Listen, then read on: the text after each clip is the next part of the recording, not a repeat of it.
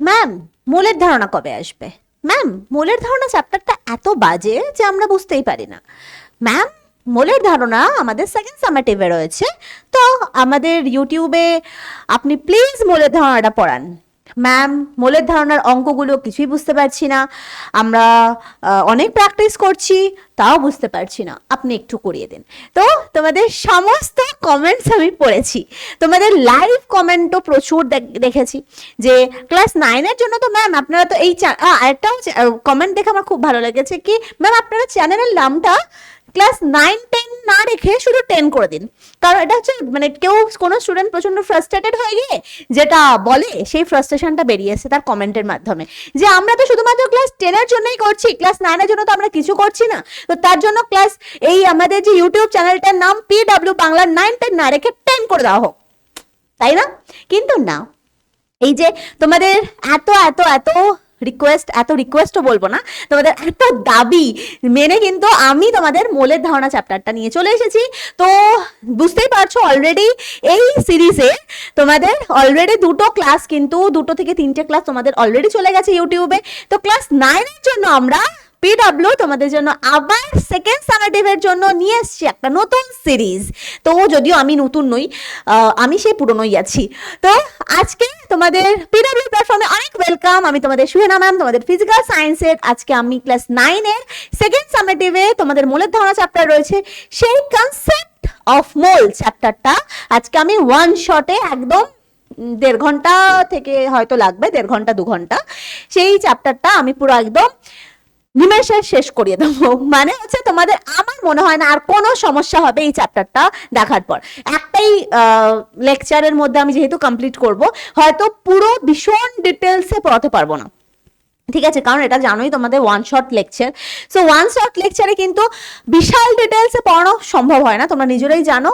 আর আমাকে কিন্তু প্রচুর কমেন্টস এসেছিল কি যে এই চ্যাপ্টারে প্রচুর নিউমেরিক্যালস প্র্যাকটিস করাতে হবে, নিউমেরিক্যালসগুলো করান, কারণ চ্যাপ্টারের থিওরিটিক্যাল লেকচার হয়তো অনেক রয়েছে, অনেক ভিডিওস রয়েছে ইউটিউবে, নিউমেরিক্যালস পুরো মানে অনেক নিউমেরিক্যালস একসাথে করে চ্যাপ্টারের অনেক সময় নেই, অনেক জায়গায় নেই, অনেকের থেকে দাবি এসেছে যে যাতে প্রচুর নিউমেরিক্যালস করানো হয় চ্যাপ্টার থেকে। তো আজকে আমি কিন্তু থিওরি পার্ট নিশ্চয়ই বলবো, থিওরি পার্ট থেকেও কিছু পার্ট করব, আর প্রচুর কিন্তু এই মূলের ধারণা চ্যাপ্টারের অঙ্ক করব। তার কারণ হচ্ছে এই চ্যাপ্টারের তোমাদের সেকেন্ড সামেটিভ হোক কি তোমাদের অ্যানুয়াল হোক, এই চ্যাপ্টার থেকে কিন্তু অঙ্ক বা নিউমেরিক্যালস দেবে, সেটা কিন্তু একদম ফাইনাল, একদম লিখকে লে লো ইয়ে বাত কি তোমাদের এই চ্যাপ্টার থেকে কিন্তু নিউমেরিক্যালস আসবেই। আর এই চ্যাপ্টারটা যদি এখনই নড়বড়ে হয়ে যায় না, তাহলে কিন্তু কি হবে, ক্লাস 10-এ গিয়ে রাসায়নিক গণনা চ্যাপ্টারটা একদম ঝুলে যাবে। আর বুঝতেই পারছো 9টা হচ্ছে যদি ভালোভাবে না হয়, তারপরের বছর তোমরা মাধ্যমিক দেবে, সেটাও কিন্তু ঝুলে যাবে। তো বেটার হচ্ছে তোমরা এই চ্যাপ্টারটাকে ক্লাস 9-এ একদম সুন্দর করে দাও, তো একদম সুন্দর রেডি করে দাও। যদি একদম ভালোভাবে রেডি থাকে, তোমাদের ক্লাস 10-এ গ্যাসের আচরণ চ্যাপ্টারটাও অতটাও বেশি অসুবিধা হবে না, কিন্তু রাসায়নিক গণনা চ্যাপ্টারটা কিন্তু একদম স্মুথ হয়ে যাবে। তো চলো আমি আজকে শুরু করি। তো সকলে কিন্তু মনোযোগ দিয়ে দাও এবার ক্লাসে। আজকে আমরা কি পড়বো? আজকে আমরা পড়বো হচ্ছে মোল সম্পর্কে জানবো, যেহেতু মোলের ধারণা নাম, তো মোল সম্পর্কে জানতেই হবে যে মোল কি। আর আমরা জানবো ও সংখ্যা সম্পর্কে জানবো। অ্যাভোগাড্রো হচ্ছে একটা বিজ্ঞানী ছিলেন, তো তিনি একটা সাংঘাতিক আবিষ্কার করেছিলেন। তিনি এত সুন্দর ক্যালকুলেশনের সুবিধার জন্য একটা সংখ্যা আবিষ্কার করেছিলেন, যেটা আমরা সম্পর্কে জানবো। নেক্সট আমরা জানবো পারমাণবিক ভর কি আর আণবিক ভর কি। পারমাণবিক ভর, আণবিক ভর কোনগুলোকে বলে, কিভাবে সেগুলো ক্যালকুলেট হয়েছে বা কিভাবে মেনলি ক্যালকুলেট করা হয়। নেক্সট আমরা পড়বো কি আপেক্ষিক পারমাণবিক ভর বা রিলেটিভ অ্যাটমিক মাস কি জিনিস, সেটা সম্পর্কে জানবো। আর হ্যাঁ, তোমরা একটু দেখবে তোমাদের যেই বই ফলো করো, তোমরা ছায়ার বই ফলো করো আর সাঁতরার বই ফলো করো, যে কোনো যে বই ফলো করো, তোমাদের এই চ্যাপ্টারটা একটু বইতে কমপ্লিকেটেড করে লেখা আছে। মানে কি বলবো, খুব প্রথমে প্রচন্ড পরিমাণে ডেফিনেশনস লেখা রয়েছে, ডেফিনেশনের পরই কিছু অঙ্ক করে দেওয়া আছে।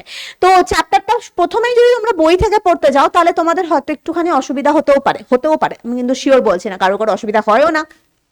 তো সবার প্রথমে একটুখানি কনসেপ্টটা বুঝে না, তাহলে দেখবে অঙ্কগুলো যদি ছোটবেলায় ঐকিক নিয়ম জেনে থাকো, তাহলে অঙ্কগুলো ঐকিক নিয়মে 1 সেকেন্ডে হয়ে যাবে। মানে একটু কনসেপ্টটা তার জন্য বুঝতে হবে, তার জন্য কোনো ফর্মুলা অ্যাপ্লাই করতে হবে না, কোনো কিছু মনে রাখতে হবে না। কি এই মোলের সংখ্যার ফর্মুলা হচ্ছে এটা, মোলার আয়তন যার ফর্মুলা হচ্ছে এটা, আপেক্ষিক আণবিক ভর যার ফর্মুলা হচ্ছে এটা, এই লিখে নাও ফর্মুলা এগুলো।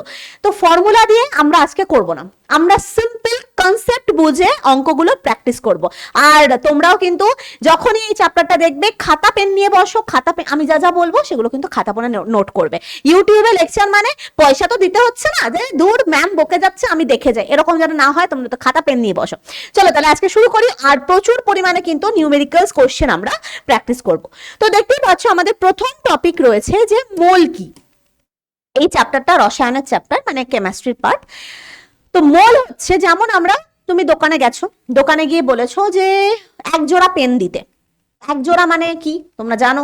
1 জোড়া মানে কি বলতে চেয়েছো? 2টো পেন দিতে, তাই না? তো তুমি তাহলে দুটোই বলতে পারতে। তো দুটো বললেও তোমাকে যা বোঝাতো, 1 জোড়া বললেও তোমাকে তাই বোঝাচ্ছে। ধরো তুমি গেছো বাজারে, তোমার বাবা গেছে বাজার থেকে, কি বলেছে? 1 ডজন কলা কিনে এনেছে।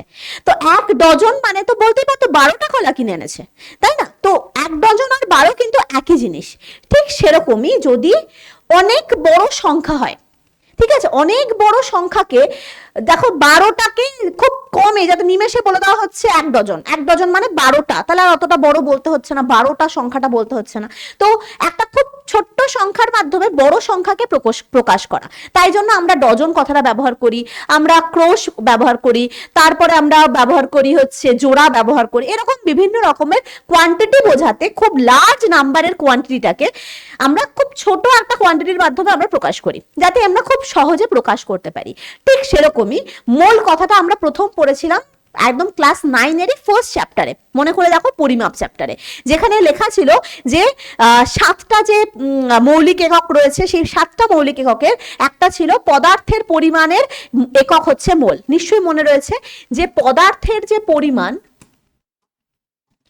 পদার্থের পরিমাণ যার একক কিন্তু ছিল মোল, তাই না? মনে পড়েছে নিশ্চয়ই? মনে তো পড়ে নেই, কারণ আমি জানি ভুলে তো সব গেছো, তাই মনে করিয়ে দিচ্ছি একটু। তো পদার্থের পরিমাণের একক বা কোনো একটা পদার্থকে পরিমাপ করার জন্য যেরকম আমরা দৈর্ঘ্যের পরিমাপের জন্য মিটার ব্যবহার করি, যেমন ভরের পরিমাপের জন্য আমরা কেজি ব্যবহার করি, ঠিক সেরকম কতটা পদার্থ, লাইক তোমার কাছে অনেকটা ধরলাম নুন আছে, অনেক অনেক 1 বালতি নুন আছে, সেই নুনের মধ্যে কত পরিমাণ নুন আছে, NaCl এর সংখ্যা কতগুলো, সেইগুলো কিন্তু বোঝানোর জন্য আমরা মোল এককটাকে ব্যবহার করি। মোল মানে হচ্ছে অনেক বড় একটা সংখ্যা, যেটা দিয়েছিলেন বিজ্ঞানী অ্যাভোগাড্রো, যে 1 মোল, যেমন আমরা বলছি কি 1 ডজন মানে 12টা, আমরা সেরকম লিখি না, লিখি হচ্ছে 1 ডজন মানে যেরকম 12টি লিখি, যেমন 1 জোড়া মানে কি লিখি? 2টো। ঠিক সেরকম 1 মোল মানে হচ্ছে 6.022 ইন্টু 10⁻23 এত সংখ্যক। এবার এটা দেখো কত বড় একটা সংখ্যা, তাই না? 6.022 ইন্টু 10⁻23 মানে 1-এর পরে 23টা শূন্য, মানে বুঝতে পারছো সাংঘাতিক বড় একটা সংখ্যা, যেটাকে উনি এত বড় সংখ্যাটাকে যদি বারবার করে বলতে হয় তোমার মুখ ব্যথা হয়ে যাবে। 1 মোল মানে 1 মোল ফট করে মুখ দিয়ে বেরিয়ে যাচ্ছে, কিন্তু তোমাকে যদি বারবার করে বলতে হয় যে না আমার কাছে 6.022 ইন্টু 10⁻23 এতগুলো সংখ্যক, এতগুলো NaCl ছিল, আমার কাছে 12 ইন্টু 12.44 ইন্টু 10⁻23 সরি, এতগুলো সংখ্যক আমার কাছে, এত পরিমাণ আমার কাছে অ্যামোনিয়ার অণু ছিল, টাইম লাগবে। এর থেকে বেটার হচ্ছে বেস্ট এত বড় সংখ্যাটাকে আমি একটা ছোট্ট সংখ্যার মাধ্যমে প্রকাশ করি, কি 1 মোল। যেমন আমরা এই 12টাকে আমরা 1 ডজন দিয়ে প্রকাশ করেছিলাম, সেরকমই বিজ্ঞানী অ্যাভোগাড্রো বললেন যে কোনো 1 মোল পরিমাণ মানেই হচ্ছে এতগুলো সংখ্যক। এবার কথা হচ্ছে আমরা তো 12টা কলা ব্যবহার করি, 1 ডজন কলা বা 1 ডজন আপেল যাই বলি, এগুলো আমরা নর্মাল ফল টলের ক্ষেত্রে ব্যবহার করে থাকি, মানে কম সংখ্যকের ক্ষেত্রে। তাহলে এত বড় একটা সংখ্যা কোথায় ব্যবহার করি?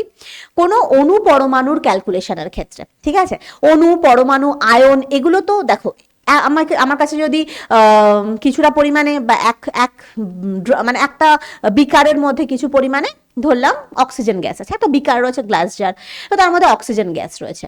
এবার ওই অক্সিজেন গ্যাসে তো অসংখ্য অণু রয়েছে, তুমি তুমি তো আর সেটাকে সংখ্যায় প্রকাশ করতে পারবে না। তুমি কি বলতে পারবে ওর মধ্যে মানে কোটি কোটি কোটি কোটি অণু রয়েছে? তো অসংখ্য, মানে আমরা সেগুলোকে ইমাজিনও করতে পারি না, এতগুলো মানে কোটি কোটি রয়েছে। তো এই এত কোটিগুলোকে সংখ্যায় প্রকাশ করাটা খুব ডিফিকাল্ট। তো তার জন্য আমরা আমাদের ইজি প্রসেসের জন্য ওখানে ধরে নেওয়া হয় যে ওই পরিমাণটা হচ্ছে, ধরে নাও 1 মোল, যদি ওই 1 মোল গ্যাস থাকে, ওই 1 মোল যদি গ্যাসের মধ্যে কত সংখ্যক অণু থাকবে? 6.022 ইন্টু 10⁻23 সংখ্যক অণু থাকবে। এবার প্রশ্ন আসবে যে হঠাৎ করে এরকমই একটা উদ্ঘট নাম্বার কেন নেওয়া হলো? ক্যালকুলেশনের সুবিধা দেখা যায় যে এই সংখ্যাটা মানে অ্যাভোগাড্রো বিভিন্ন রকমের প্রসেসের সাহায্যে দেখেছিলেন যে এই সংখ্যাটা দিয়ে অনেক কিছু ক্যালকুলেশন ইজি হয়ে যাচ্ছে। আর শুধু ক্যালকুলেশনেরও না, উনি এটা আমি একটু বাদেই দেখাবো যে কিভাবে এটার সাহায্যে আণবিক ভর, পারমাণবিক ভর এই সংখ্যাটার সাহায্যে ইজি প্রসেসে ক্যালকুলেট করে দেওয়া যাচ্ছে। তো তার মানে কি, 1 মোল মানে আমাদের একদম সুন্দর করে মনে রাখতে হবে যে 1 মোল মানে কি? 1 মোল মানে দূর বাবা, 1 মোল মানে এত সংখ্যক। এই সংখ্যাটাকে বলা হয় অ্যাভোগাড্রো সংখ্যা।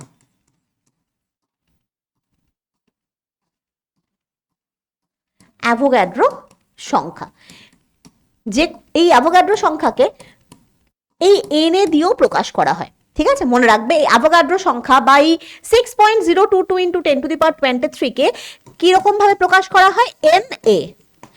ঠিক আছে, এবার এই সংখ্যাটাকে দিয়ে কি কি প্রকাশ করা হয়? কোনো একটা বিকারের মধ্যে কত, মানে কোনো একটা গ্যাসের মধ্যে কত সংখ্যক অণু রয়েছে, যদি গ্যাসটা এরকম আমি ধরলাম অণু পরিমাণ, মানে যৌগিক অণুর কত রয়েছে, মৌলিক অণু কত পরিমাণ রয়েছে, পরমাণু কত পরিমাণ রয়েছে, আয়ন কত পরিমাণ রয়েছে, এগুলো সবকটাই কিন্তু এই মোল এককের সাহায্যে, বুঝতেই পারছো, পদার্থের পরিমাণের একক, মানে একটা নির্দিষ্ট পরিমাণ পদার্থে মানে নির্দিষ্ট পরিমাণ কোনো একটা বস্তুতে কতটা পরিমাণে অণু, পরমাণু, আয়ন রয়েছে, তাহলে এটার সাহায্যে আমরা কি পরিমাপ করতে পারি? অণুর সংখ্যা। এই মোল এককের সাহায্যে আমরা অণু সংখ্যা, অণু লিখি, অণু, পরমাণু, আয়ন, এগুলোকে কিন্তু আমরা পরিমাপ করতে পারি যে 1 মোল মানে তাহলে কতগুলো অণু হবে? এই এতগুলো অণু হবে। 2 মোল মানে এত ইন্টু 2 হবে। এবারে সেগুলো কিন্তু আমরা পরিমাপ, সেগুলো দেখো এটা অনেক বড় একটা সংখ্যা, এগুলোকে আমি কিন্তু কখনোই এরকম ডজন, জোড়া এগুলো দিয়ে বলতে পারবো না। তাই জন্য উনি একটা নতুন আবিষ্কার করলেন কি, এই পুরো সংখ্যাটাকে 1 মোল হিসাবে, একটা ছোট পরিমাণ হিসাবে আমরা নিয়ে নেব, যাতে বলতেও সুবিধা হয়, বুঝতে সুবিধা হয়। কারণ এই এত বড় বড় সংখ্যা তোমরা সিম্পল হিসাবে তোমরা ছোটবেলায় পড়েছো কি, আমরা বয়সটাকে সেকেন্ডে বলি না কেন? আমরা তো বয়সটা, আমরা নিজেদের যে এজটাকে আমরা সবসময় দেখবে বছরে বলি, এত বছর হয়েছে আমার। ঠিক আছে, তো আমরা নিজেদের বয়সটাকে তো, সময়কে তো আমরা বয়স মানে তো কতটা সময় আমি জীবনে অতিবাহিত করলাম, তো সেটাকে তো আমি সেকেন্ডেও বলতে পারতাম। কিন্তু সেকেন্ডে বললে যাকে বলছো সেও মাথা ঘুরে পড়ে যাবে, তুমিও মাথা ঘুরে বলতে বলতে মাথা ঘুরে পড়ে যাবে। কারণ এত এত সেকেন্ড, এত কোটি, এত লক্ষ, এত এত সেকেন্ড বলতে বলতে তোমার সেও বলবে যে কিছুই বুঝতে পারছি না কি বলতে চাইছিস তুই। এখানেও প্রবলেমটা সেটা হবে যে আমি যদি বলি যে এই পরিমাণ গ্যাসের মধ্যে এতগুলো অণু রয়েছে কি এতগুলো পরমাণু রয়েছে, এ বুঝতে বুঝতেই লোকটার সারাদিন কেটে যাবে। তো তার জন্য বেস্ট হচ্ছে আমি একটা ছোট নাম্বারে বলি, যেরকম আমরা বছরের ক্ষেত্রে বলি কি আমার বছর হচ্ছে এত এত বছর, আমি ধরলাম আমার ক্ষেত্রে বলছি না, মেয়েদের বয়স জিজ্ঞাসা করতে নেই, তো আমি তোমার ক্ষেত্রে বললাম আমার বয়স 15 বছর, তাহলে মানুষটাকে বুঝতে সুবিধা হবে। সেকেন্ডে বললে অনেক বড় হয়ে যেত। তাই জিনিসটাকে বোঝার সুবিধার জন্য আমরা নতুন কোয়ান্টিটি বা নতুন একক তৈরি করলাম, সেটা হচ্ছে মোল একক, যেটা সাহায্যে আমরা কোনো সাধারণত আমরা কিন্তু এগুলোকে নর্মাল ডেইলি লাইফে ইউজ করি না, সে যে এতগুলো বই, এতগুলো পেন, আমরা কিন্তু মোল এককে এগুলো ব্যবহার করি না। আমরা মেনলি ব্যবহার করি কোথায়, যে পদার্থের পরিমাপ বোঝানোর জন্য কত সংখ্যক অণু রয়েছে, তার মধ্যে কতটা আয়ন রয়েছে, সেই পরিমাণটাকে পরিমাপ করার জন্য আমরা মোল শব্দটাকে ব্যবহার করি। তাহলে মোল কথাটার অর্থ হচ্ছে একটা গুচ্ছ, মনে রাখবে। মোল শব্দের অর্থ কি? মোল শব্দের অর্থ হচ্ছে গুচ্ছ।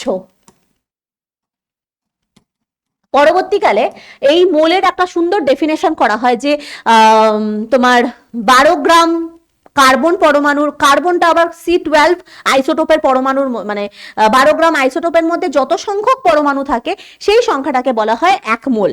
এটা পরবর্তীকালে ডেফিনেশন হয় যে কার্বনটাকে মানে কার্বন পরমাণুটাকে একদম ফিক্সড করে নেওয়া হয়।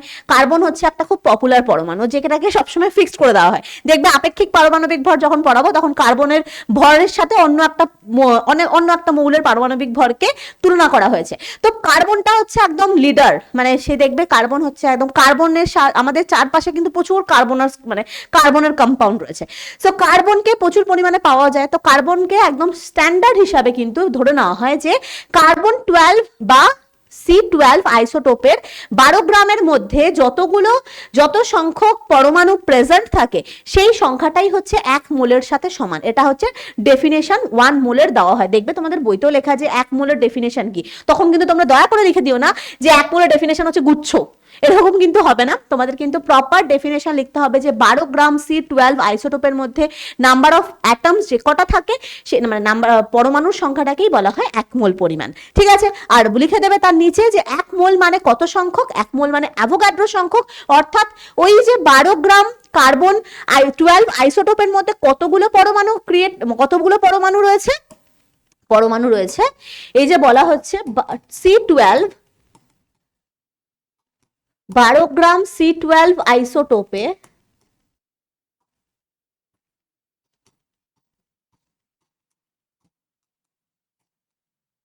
যতগুলি পরমাণু থাকে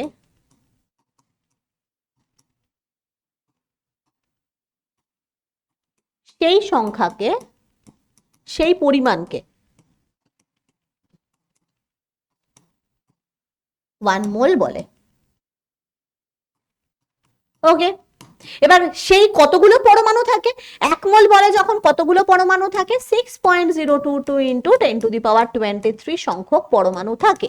এবার এটা মানেই হচ্ছে অ্যাভোগাড্রো সংখ্যক পরমাণু থাকে কোথায়, এই C12 আইসোটোপটার 12 গ্রামের মধ্যে। ঠিক আছে, 12 গ্রাম C12 এর মধ্যে C12 মানে সি এর দেখবে কার্বনের 3 রকমের আইসোটোপ হয়, C12 C13 C14। C14টা হচ্ছে রেডিও অ্যাক্টিভ অর্থাৎ তেজস্ক্রিয়, সেখান থেকে তেজস্ক্রিয় রে বিকিরণ হয়। তো আপাতত C12টাকে ফিক্স করা হয় সে C12 12 গ্রামের মধ্যে যতগুলো পরমাণু থাকে তো সেটাকে বলা হয় সেই পরিমাণটাকে বলা হয় 1 মোল। ক্লিয়ার? তাহলে মোল সম্পর্কে ক্লিয়ার। এরপর আমরা আসবো হচ্ছে অ্যাভোগাড্রোর সংখ্যা কি। তো বললাম যে অ্যাভোগাড্রোর সংখ্যা মানে হচ্ছে 1 মোল মধ্যে কতগুলো পরিমাণ রয়েছে 6 অ্যাভোগাড্রো নাম্বারটা কত, এটা যাতে একদম ধ্রুব সত্যের মতো মুখস্থ থাকে 6.022 ইন্টু 10⁻23t।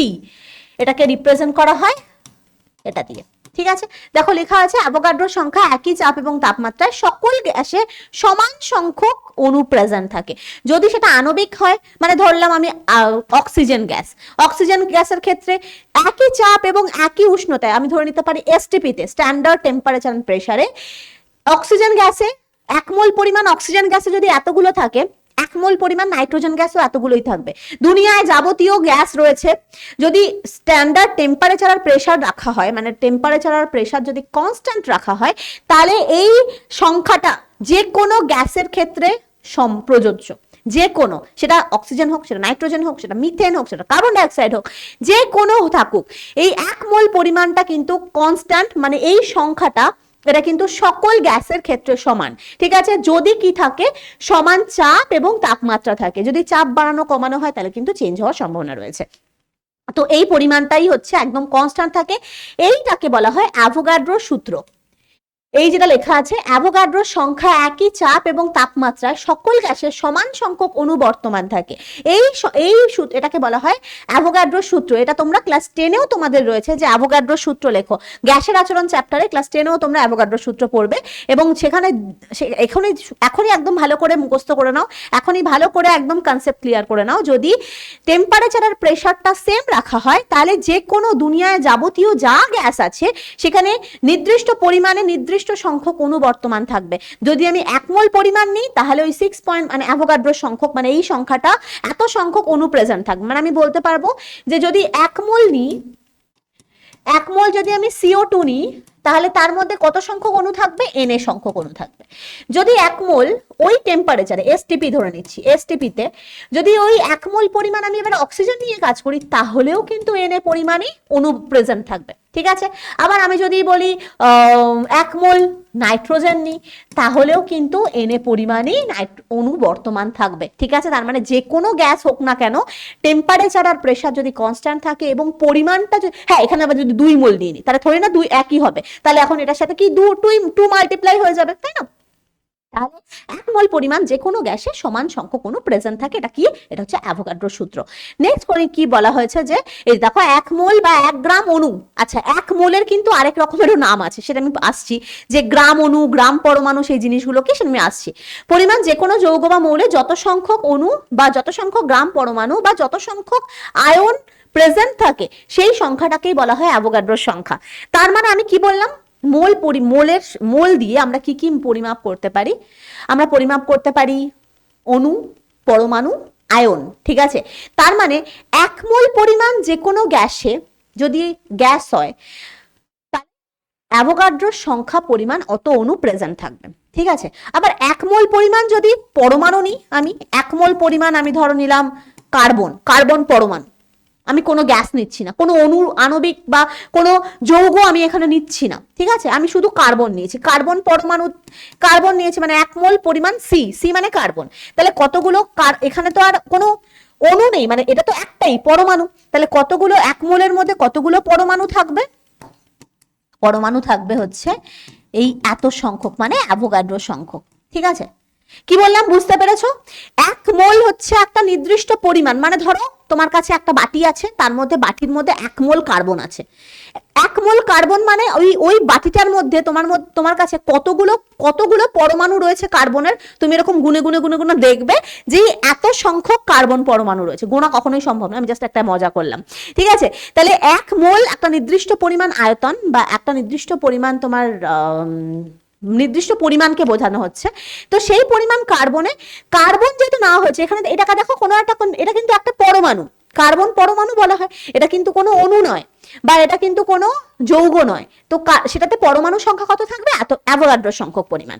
আমি যদি একই কথা এভাবে বলি, 1 মোল পরিমাণ আমি যদি এখন CO2 নিই, দেখো এটা তো যৌগ, কারণ কি কার্বন একটা আছে, দুটো অক্সিজেন আছে, তার মানে এই কার্বন ডাই অক্সাইডে 1 মোল যদি থাকে দেখো, আর এবং সেটা এসটিপি, স্ট্যান্ডার্ড টেম্পারেচার এন্ড প্রেসারে, এই 1 মোল পরিমাণ কার্বন ডাই অক্সাইডে এটার মধ্যে তো আর পরমাণু থাকবে না, এটার মধ্যে অণু।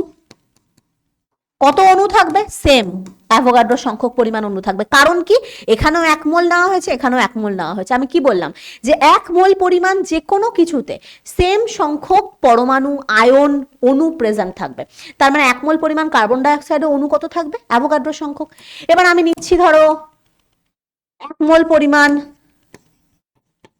আয়ন, সোডিয়াম আয়ন নিচ্ছি, মানে ধরো এই যেমন সোডিয়াম ক্লোরাইড ছিল, NaCl ছিল, NaClটা তড়িৎ বিশ্লেষণের বা গলিত অবস্থায় Na প্লাস আর Cl মাইনাস ক্রিয়েট করেছে। ও বাবা আমি তো বেরিয়েই গেছি, ও মা টু কি, তো Na প্লাস আর Cl মাইনাস তো আয়ন। তো আমি যদি 1 মোল Na প্লাস নিই, 1 মোল Na প্লাসে কতগুলো আয়ন প্রেজেন্ট থাকবে? Na প্লাস মানে এটা একটা আয়ন বা ক্যাটায়ন বলতে পারো। তাহলে আয়ন সংখ্যা কত হবে? আয়ন সংখ্যাও কিন্তু এই অ্যাভোগাড্রো সংখ্যকই হবে। তাহলে কি বোধ দেখতে পাচ্ছি? 1 মোল পরমাণু মানেও হচ্ছে এত, 1 মোল অণু মানেও হচ্ছে এতগুলো, 1 মোল আয়ন মানেও কিন্তু এতগুলো। 1 মোল পরিমাণ যে কোনো কিছু মানেই হচ্ছে এই যে এই নাম্বারটা, একদম মাথার মধ্যে ঢুকিয়ে নাও, ঠিক আছে। আচ্ছা নেক্সট আমরা যাব, আর এই সংখ্যাটাকে একদম যাতে মুখস্থ থাকে, ভুলভাল কিন্তু করবে না, এই যে একদম সংখ্যাটা তো মুখস্থ রাখো। এবার আমরা পড়বো হচ্ছে পারমাণবিক ভর কি করে ক্যালকুলেট করা হয়। এবারে দেখবে তোমাদের এই পারমাণবিক ভরের ক্যালকুলেশন তোমাদের বইতে একেবারে হজবরলা করে দেওয়া আছে, মানে বইতে এমন একটা সংজ্ঞা দেওয়া আছে কিছুই বুঝতে পারা যাচ্ছে না। বইতে দেখবে দেওয়া আছে এই কার্বন 12 পরমাণুর 1/12 অংশের তুলনায় পরমাণুটা যত ভারী তাকে বলা হয় পারমাণবিক ভর। মানুষ কিচ্ছু বুঝতে পারবে না। পারমাণবিক ভর ক্যালকুলেশনটা ফার্স্টে বোঝো কিভাবে।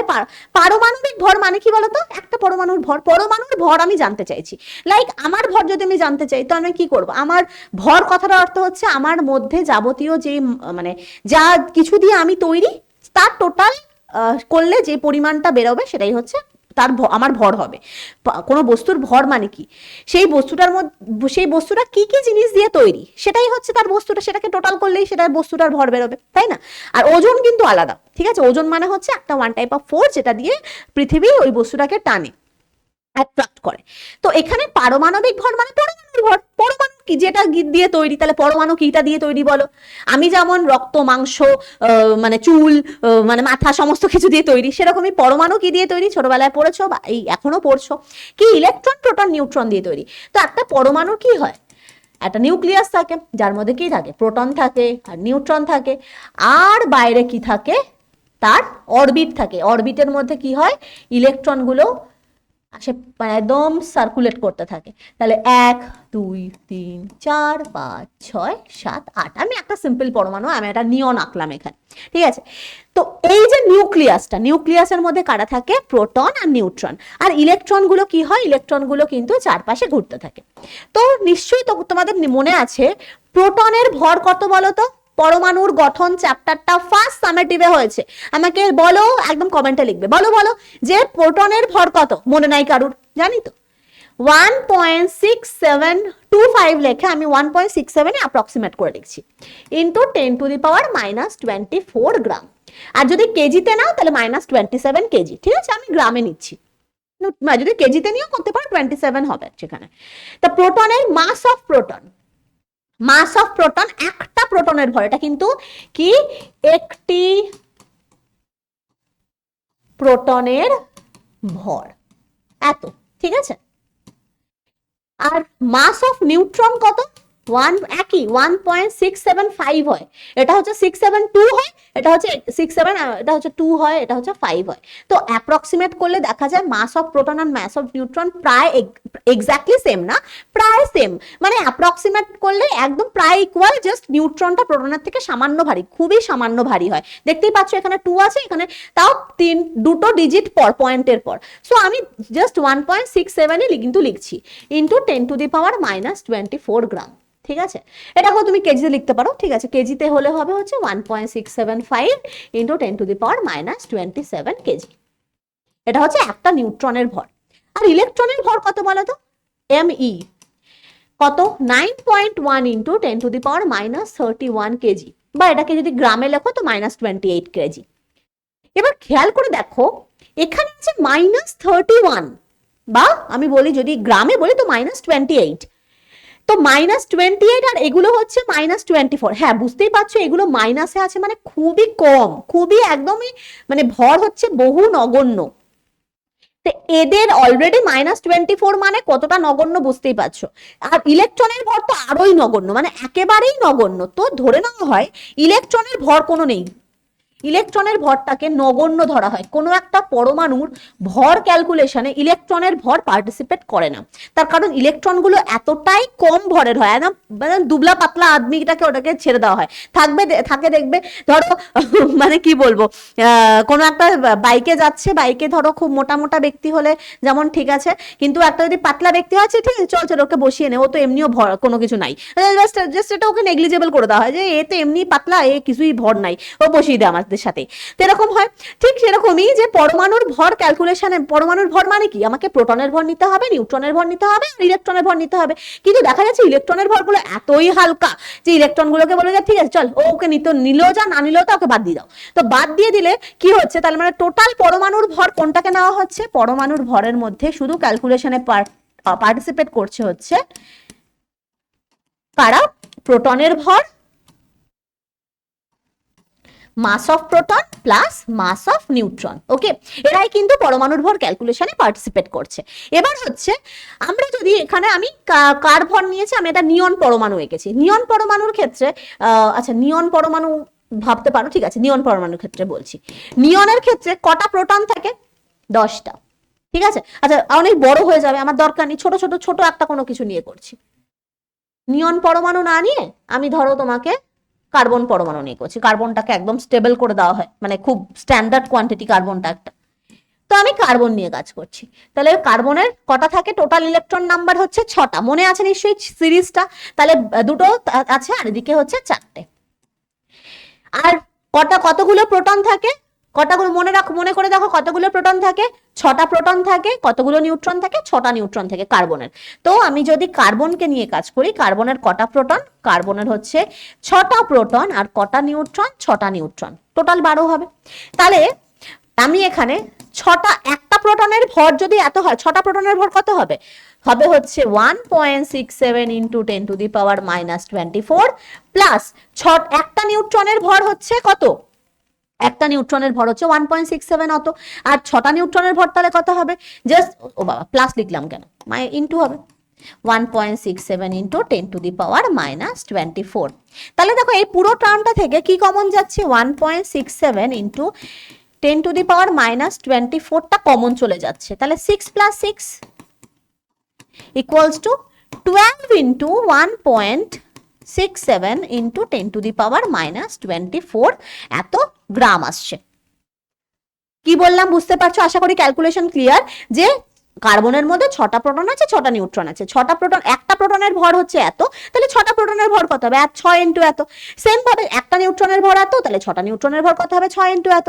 এবার আমি কি করছি, টোটাল যোগ করলে এই দুটো টার্ম কমন চলে আসছে, তাহলে 6টা নিউট্রন আর 6টা প্রোটন হলে 12টা, তাহলে 12 ইন্টু সামথিং, এই 12 ইন্টু এই প্রোটন আর নিউট্রনের ভরটা ইন্টু হয়ে যাচ্ছে।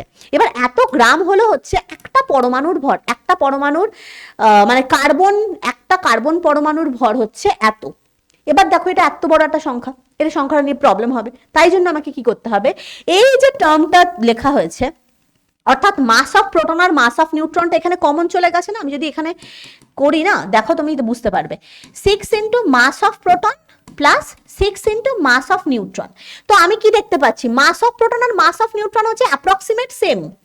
মাস অফ প্রোটন, দেখো mass of proton and mass of neutron আর অ্যাপ্রক্সিমেটলি সেম টাইপের। তার মানে আমি এখানে লিখতে পারি যে M of P is into তোমার 6 + 6, এইটা থেকেই দেখো এই রিলেশনটা এলো।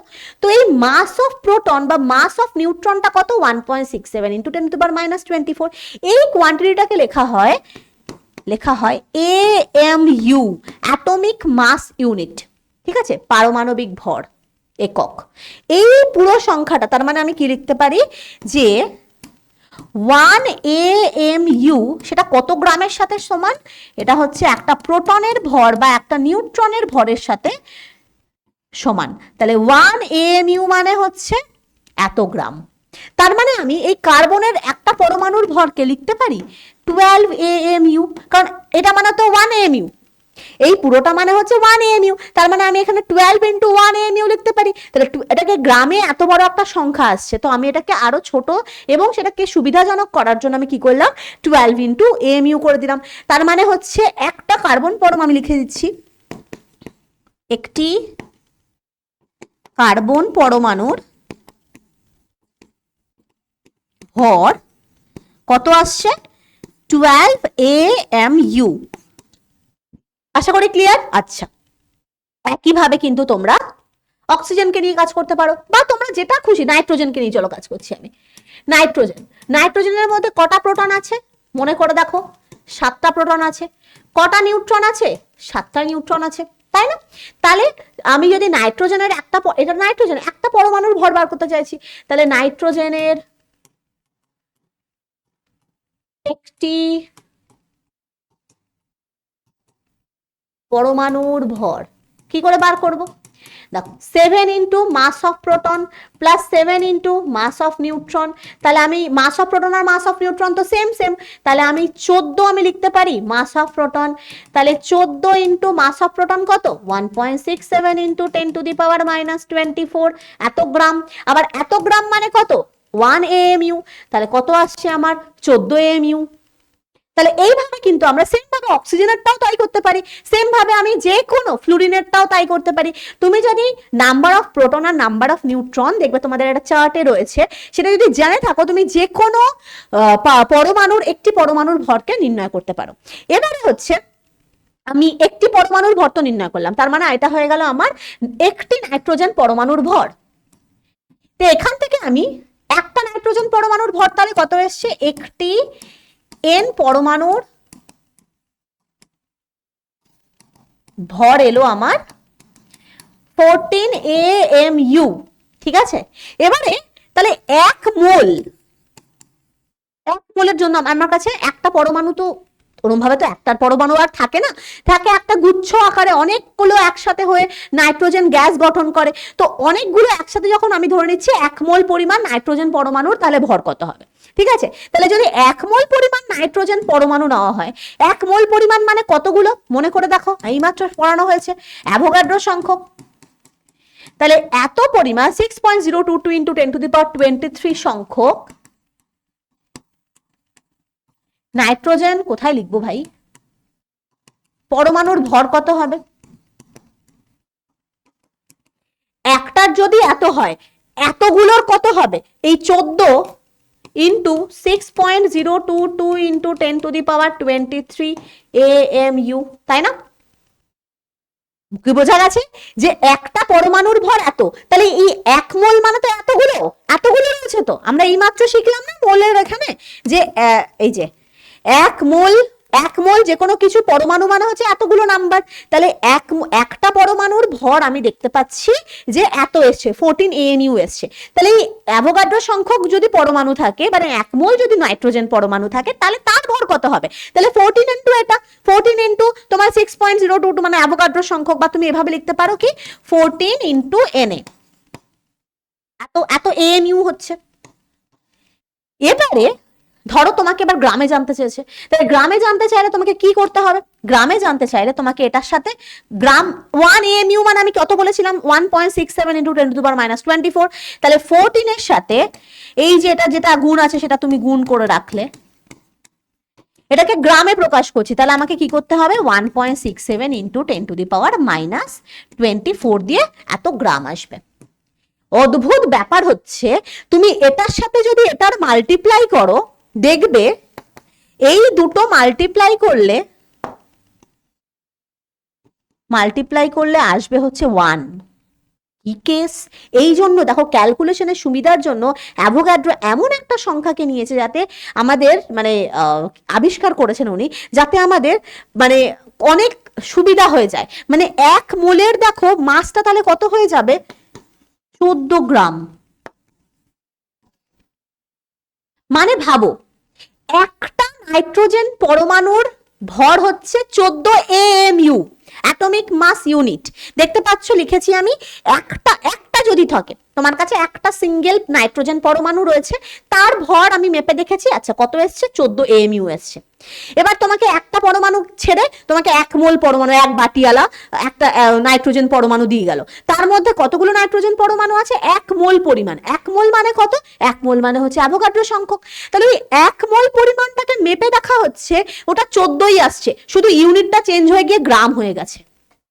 তাহলে ভাবো এই নাম্বারটার সাথে এই নাম্বারটা যদি মাল্টিপ্লাই করা হয়, তাহলে 1 চলে আসাটার ফলে কত বেশি ইজি হয়ে যাচ্ছে আমাদের মনে রাখতে, কি নাইট্রোজেন, একটা নাইট্রোজেন পরমাণুর ভর হচ্ছে 14 AMU। জাস্ট ইউনিটটাকে চেঞ্জ করলে, ইউনিটটাকে যদি আমি গ্রামে প্রকাশ করে দিই, তাহলে ওটা হয়ে যাচ্ছে 1 মোল কার্বন, যে কোনো 1 মোল কার্বন হোক, 1 মোল নাইট্রোজেন হোক, যে কোনো 1 মোলের ভর হয়ে যাচ্ছে। তাহলে এইভাবেই আমরা কিন্তু 1 মোল যে কোনো পদার্থের ভর নির্ণয় করতে পারি। তুমি এই একই প্রসেসে তুমি কার্বনেরটা করে দেখতে পারো। দেখো আমার একটু আগে এসছে একটি সি পরমাণুর ভর আমার একটু আগে আসলো কত? 12 AMU, তাই না? এই দেখো এর আগেরটা এসছিল আমাদের, এই যে দেখো একটি কার্বন পরমাণুর ভর 12 AMU। এখানে ক্যালকুলেশন নিশ্চয়ই তোমরা বুঝতে পেরেছো এসছে। এবার আমি জানতে চাইছি, আমার কাছে 1 মোল দিয়েছে, 1 বাটি কার্বন পরমাণু, 1 বাটি তো না, 1 মোলও অনেক ছোট পরিমাণ। তো আমাকে বলে দিয়েছে 1 মোল। 1 মোল মানে আমার কত জানি? অ্যাভোগাড্রো সংখ্যক। তাহলে ওই পরমাণুটার ভর, এত সংখ্যক পরমাণুর ভর কত হবে? জাস্ট কি করব? 12 AMU সাথে এই অ্যাভোগাড্রো সংখ্যাটাকে মাল্টিপ্লাই করে দেবো, তাই না? তাহলে আলটিমেটলি আমার কি হবে? 12 ইন্টু 6.022 ইন্টু 10⁻23 AMU। এটা এত সংখ্যক হচ্ছে AMU এককে বেরোলো। এবার এটাকে আমি গ্রামে প্রকাশ করতে চাই, তো আমার একটু আগে আমি লিখেছিলাম যে 1 AMU টাকে মানে 1.67 বা প্রোটনের মাসকে ধরে নেওয়া হয়, এত গ্রাম ধরে নেওয়া হয়, এটা আমরা জানি। তা আমি যদি কার্বন পরমাণুর এএমইউ থেকে গ্রামে প্রকাশ করতে চাই তাহলে এটার সাথে মাল্টিপ্লাই করতে হবে। তাহলে 12 ইন্টু 6.022 ইন্টু 10⁻23 ইন্টু 1.67 ইন্টু 10⁻−24, এটা আসবে আমার গ্রামে। তো এটা দুটো মিলে গুণ করলে, তোমরা ক্যালকুলেটরে গুণ করে দেখবে, এখানে 10⁻, এই জাস্ট মানে পয়েন্ট পয়েন্ট তুলে যদি গুণ করবে তো দেখবে আসবে 12 ইন্টু 1, মানে এই দুটোর গুণফল 1 চলে আসবে, ফলে 12 গ্রাম চলে আসবে। তার মানে দেখতে পাচ্ছ যে এক মোল যে কোনো পরমাণুর ভরটা, তাহলে দেখো ওর একটি পরমাণুর ভরের সাথে সমান হচ্ছে, বাট জাস্ট ইউনিটের ডিফারেন্স হচ্ছে। একটা পরমাণুর ভরটাকে আমরা এএমইউ তে প্রকাশ করব, আর এক মোল পরমাণুর ভরকে, মানে যেটা একটু বেশি পরিমাণের পরমাণুর ভরকে কিন্তু আমরা গ্রামে প্রকাশ করতে পারবো।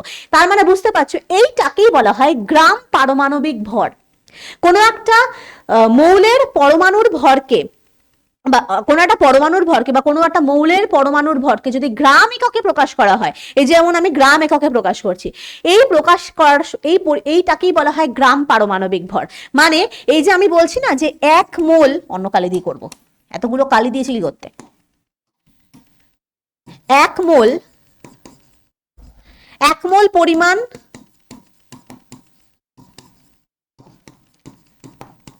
পরমাণুর ভর, মানে আমরা কি বলছি, পারমাণবিক ভর বলছি।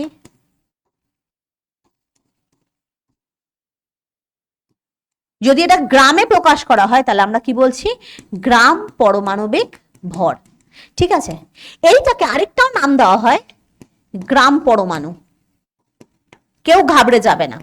তার মানে আমি এখান থেকে কি দেখতে পাচ্ছি যে এক মোল মানে গ্রাম পারমাণবিক ভর, এক মোল মানে গ্রাম পরমাণু, তাই না? তার মানে এক মোল মানে যা গ্রাম পারমাণবিক ভর, মানে এক মোলের ভর মানে যা গ্রাম পারমাণবিক ভর মানেও কিন্তু সেম। কেউ বুঝবেন, মানে কেউ কিন্তু উল্টো পাল্টা বুঝবে না। এক মোল পরিমাণ যে কোনো পদার্থের ভর মানে যেটাকে বোঝায়, এক গ্রাম পারমাণবিক ভর মানেও কিন্তু সেইটাকেই বোঝায়, ভুলভাল কেউ বুঝবে না। আর হচ্ছে এক মোল মানে যেই পরিমাণটা, সেই পরিমাণটাই হচ্ছে এক গ্রাম পরমাণু, মানে অর্থাৎ এক মোল ইজ ইকুয়ালস টু গ্রাম পরমাণু। ঠিক আছে, কেউ গন্ডগোল বাঁধাবে না। ঠিক আছে, নেক্সট আমরা এবার আসবো আণবিক ভর। আচ্ছা, পরমাণুর ভর যেরকম হলো, আণবিক ভর তো তাই হবে, সেমই জিনিস হবে। আমি যদি ধরলাম এবার আণবিক, মানে অক্সিজেন নিয়ে ধরো কাজ করছি, অক্সিজেন অণু। দেখো এতক্ষণ আমরা এক একটা সিঙ্গেল পরমাণু নিয়ে কাজ করেছিলাম, এখন আমরা একটা সেই অণু নিয়ে কাজ করবো। সেটা অক্সিজেন হতে পারে, সেটা কার্বন ডাইঅক্সাইড হতে পারে, যে কোনো কিছু হতে পারে। ঠিক আছে, তো অক্সিজেন অণুতে কতগুলো থাকে, দুটি অক্সিজেন পরমাণু থাকে। একটা অক্সিজেন অণুতে দুটি অক্সিজেন পরমাণু থাকে, দেখতেই পাচ্ছ O2 লেখা আছে, দুটি অক্সিজেন পরমাণু থাকে। ঠিক আছে, তো আমি এবারে আণবিক ভর জানতে চাইছি, মানে এই অণুটার কতটা ভর সেটা জানতে চাইছি। তো এবার আমরা সিম্পল মেথডে করব।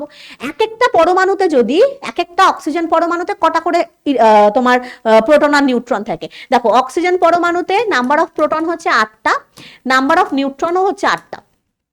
ঠিক আছে, এবার আমরা যখন একটা পরমাণু, একটা অক্সিজেনের ও এর ভর, একটা অক্সিজেন পরমাণু লিখি নাহলে গুলিয়ে যাবে। একটা অক্সিজেন পরমাণুর যদি ভর বার করতে চাই তাহলে আমাকে কি 8টা প্রোটনের ভর প্লাস 8টা নিউট্রনের ভর করতে হবে, প্লাস করতে হবে, অ্যাডিশন করতে হবে। আচ্ছা, এটা করলে আমার কি আসবে, 8 এমপি আর এমএন তো সেমই, অ্যাপ্রক্সিমেটলি সেম। তাহলে আমরা এটাকে বলতে পারি যে এমপি ইন্টু 8 প্লাস 8, মানে আমি এটা 16 লিখে দিই, এতবার করে লেখার কোনো মানে নেই। আচ্ছা, এমপি মানে কি, এমপি মানে কিন্তু ওই এমপি নয়। আচ্ছা, তার মানে কি 16 ইন্টু 1.67 ইন্টু 10⁻⁻24 গ্রাম। তার মানে আমি লিখতে পারি 16 AMU। তার মানে একটা অক্সিজেন পরমাণুর ভর কত এসছে, 16 AMU। এখানে কটা আছে, এখানে কটা রয়েছে, এখানে দুটো অক্সিজেন পরমাণুর ভর, দুটি অক্সিজেন পরমাণুর ভর, তাহলে কত হবে 16 ইন্টু 2 মানে হচ্ছে 32 AMU। তাহলে আমি দেখতে পাচ্ছি একটি অক্সিজেন অণুর ভর, এখানে কিন্তু অণু, দেখো একটা অক্সিজেন অণু মানে, অণু লিখে দি বাবা, তারপরে বলবে যে কি লেখা হয়েছে। একটা অক্সিজেন অণু মানে কি, দুটো অক্সিজেন পরমাণু নিয়ে একটা অক্সিজেন অণু তৈরি হয়। তোমরা এটা অন্য কিছু নিয়ে, কার্বন ডাইঅক্সাইড নিয়ে করো, যে কোনো একই হবে। একটা অক্সিজেন অণু মানে হচ্ছে দুটো অক্সিজেন পরমাণু দিয়ে গঠিত হচ্ছে, আর এক একটা অক্সিজেন পরমাণুর ভর আমার কত আসলো 16 AMU আসলো, ঠিক আছে। তাহলে দুটো অক্সিজেন পরমাণুর ভর কত হবে? 32 AMU। তাহলে 32 AMUটা কি? একটি অক্সিজেন অণুর ভর। অণু, অক্সিজেন পরমাণুগুলো নিয়ে অণু তৈরি হয়, আবার অনেকগুলো অণু নিয়ে অনেকটা গ্যাস তৈরি হবে, মানে অনেকটা পরিমাণ গ্যাস তৈরি হবে, তাই না? তো তার মানে কি, একটা অক্সিজেন অণুর ভর আমার পেয়ে গেলাম 32 AMU। এবার আমরা কি করতে চাইছি? 1 মোল বার করতে চাইছি। 1 মোল অক্সিজেন পরমাণু রয়েছে, কারণ একটা অক্সিজেন অণু নিয়ে তো কোনো কাজ হবে না। একটা অক্সিজেন অণু নিয়ে কি আর গ্যাস গঠিত হবে? 1 মোল পরিমাণ নিয়ে করলে কতটা হয়? তাহলে যদি আমি 1 মোল মানে কি, 1 মোল মানে কত সংখ্যক অণু থাকে? এখানে তো অণু হবে, এখানে তো আর পরমাণু হবে না, কারণ অক্সিজেন রয়েছে। তাহলে 1 মোল মানে হচ্ছে অ্যাভোগাড্রো সংখ্যক অণু, এন সংখ্যক অণু। এদের ভর তাহলে কত হবে? 32 ইন্টু এন, তাই না? একটা অণুর যদি ভর 32 AMU হয়, তাহলে অ্যাভোগাড্রো সংখ্যক অণু মানে হচ্ছে 1 মোল পরিমাণ অণুর ভর কত হবে? 32 ইন্টু এন, এত ইন্টু AMU, তাই না? এত AMU তে অ্যান্সার আসবে। এবার আমি চাইছি না, আমি এটাকে গ্রামে প্রকাশ করবো, এদিকে করছি। তাহলে 32 ইন্টু 6.022 ইন্টু 10⁻23, আর এটাকে আমি গ্রামে প্রকাশ করতে চাই, ফলে আমাকে কি করতে হবে? এটা দিয়ে মাল্টিপ্লাই করতে হবে। সরি, এত গ্রাম। আমি কি বললাম? এই দুটো সংখ্যা মাল্টিপ্লাই করলে কত আসে? 1 আসে। তার মানে আমার 32 ইন্টু 1, তার মানে হচ্ছে 32 গ্রাম। তাহলে বুঝতে পারছো যে 1 মোল অক্সিজেন পরমাণুর ভর কত চলে এলো? অক্সিজেন অণুর ভর, সরি, অক্সিজেন অণুর ভর কত চলে এলো? 32 গ্রাম চলে এলো। 1 মোল অক্সিজেন পরমাণুর ভর কত? 16 গ্রাম। 1 মোল অক্সিজেন অণুর ভর কত? 32 গ্রাম। তাহলে এই দেখো কতটা ইজি ভাবে মনে রাখা যায় যে একটি অক্সিজেনের অণুর ভর কত? 32 AMU। একটা অণুর ভর 32 AMU, আর 1 মোল অণুর ভর কত? 32 গ্রাম। মনে থাকবে, আশা করি ক্লিয়ার। এই একই ভাবে তুমি কিন্তু কার্বন, কার্বন ডাই অক্সাইড, বাকি সবগুলো বার করতে পারবে, ঠিক আছে। আচ্ছা, এবার আমরা চলে আসি যে, তার মানে এখান থেকে কিন্তু আমরা যে কোনো অণুর, আচ্ছা এটাকে গ্রামে প্রকাশ করেছি, তার মানে এটাকে কিন্তু কিন্তু আমরা কিন্তু লিখতে পারি যে গ্রাম আণবিক ভর। এটাকে কিন্তু লেখা যায় গ্রাম আণবিক ভর। কোনো অণুর ভরকে যদি গ্রাম এককে প্রকাশ করা হয়, তাহলে সেটাকে হয়ে যায় গ্রাম আণবিক ভর। আর এই যে 1 মোল, এই যে বলছি না 1 মোল অণু, এইটাকে কিন্তু বলা হয় গ্রাম অণু। 1 গ্রাম অণু, গ্রাম অণু আর মোল কথাটা কিন্তু একই জিনিস। 1 মোল অণু মানেও যা, 1 গ্রাম অণু মানেও তাই। 1 মোল অণুর ভর যা হয়, 1 গ্রাম আণবিক ভরও তাই হয়। তো গ্রাম অণু আর মোল কিন্তু একই জিনিস। গ্রাম পরমাণু আর 1 মোল পরমাণু মানে একই জিনিস। ক্লিয়ার? খাতার মধ্যে একদম লিখে লিখে রাখো যে 1 মোল পরমাণু মানে তার গ্রাম পারমাণবিক, মানে 1 মোল পরমাণুর ভর যা হবে, তার গ্রাম পারমাণবিক ভরও কিন্তু তাই হবে। আর সেটাকেই কিন্তু আমরা বলি গ্রাম পরমাণু। আর 1 মোল অণুর ভর যা হবে, সেটাই হবে হচ্ছে গ্রাম আণবিক ভর, সেটা যদি গ্রামে প্রকাশ করা থাকে। আর সেটাকেই কিন্তু আমরা, ওই 1 মোল পরিমাণটাকেই কিন্তু আমরা গ্রাম অণু বলে থাকবো, ঠিক আছে।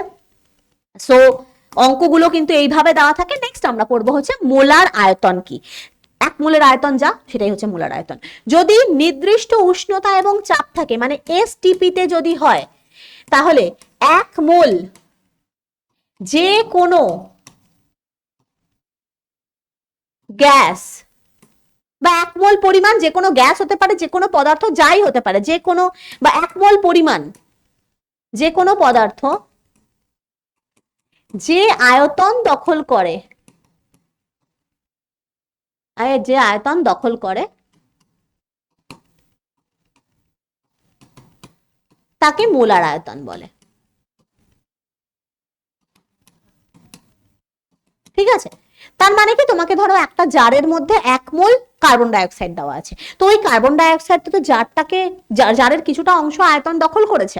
তো সেই যতটা আয়তন 1 মোল পরিমাণ কার্বন ডাইঅক্সাইড দখল করবে বা 1 মোল পরিমাণ অক্সিজেন দখল করবে বা যে কোনো পদার্থ, আমি ধরে নিলাম 1 মোল পরিমাণ সোডিয়াম ক্লোরাইড যে পরিমাণ আয়তন দখল করবে, সেই পরিমাণটাকে বলা হয় তার মোলার আয়তন। এবং সেই সময় যাতে উষ্ণতা এবং চাপটা স্থির থাকে, কারণ তোমরা পরের ক্লাস 10-এ পড়বে যে উষ্ণতা আর চাপ যদি চেঞ্জ হয়ে যায় তাহলে আয়তনও চেঞ্জ হয়ে যায়। বয়েলের সূত্র থেকে পড়বে, তোমরা চার্লসের সূত্র থেকে পড়বে, চাপের সূত্র থেকে, গেলুসাকের চাপের সূত্র থেকে পড়বে যে চাপ আর উষ্ণতা যদি চেঞ্জ হয় তাহলে ওই পদার্থের আয়তনটা চেঞ্জ হয়ে যায়।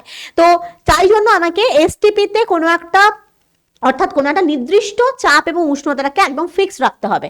তো সেই সময় ওই নির্দিষ্ট এসটিপিতে বা স্ট্যান্ডার্ড অ্যাটমসফেরিক টেম্পারেচারে, তো অ্যাটমসফেরিক প্রেশার অ্যান্ড টেম্পারেচারে আমাকে কি করতে হবে, 1 মোল পরিমাণ যে কোনো পদার্থ যতটা আয়তন দখল করবে সেই আয়তনটাকে আমরা মোলার আয়তন বলবো। এবং সেটা কতটা আয়তন হবে, এবং সেই আয়তনটা হবে হচ্ছে 22.4 লিটার, বা আমি বলতে পারি 22,400 মিলিলিটার, বা তুমি এখানে লিখতে পারো 22,400 সিসি বা সেমি কিউব।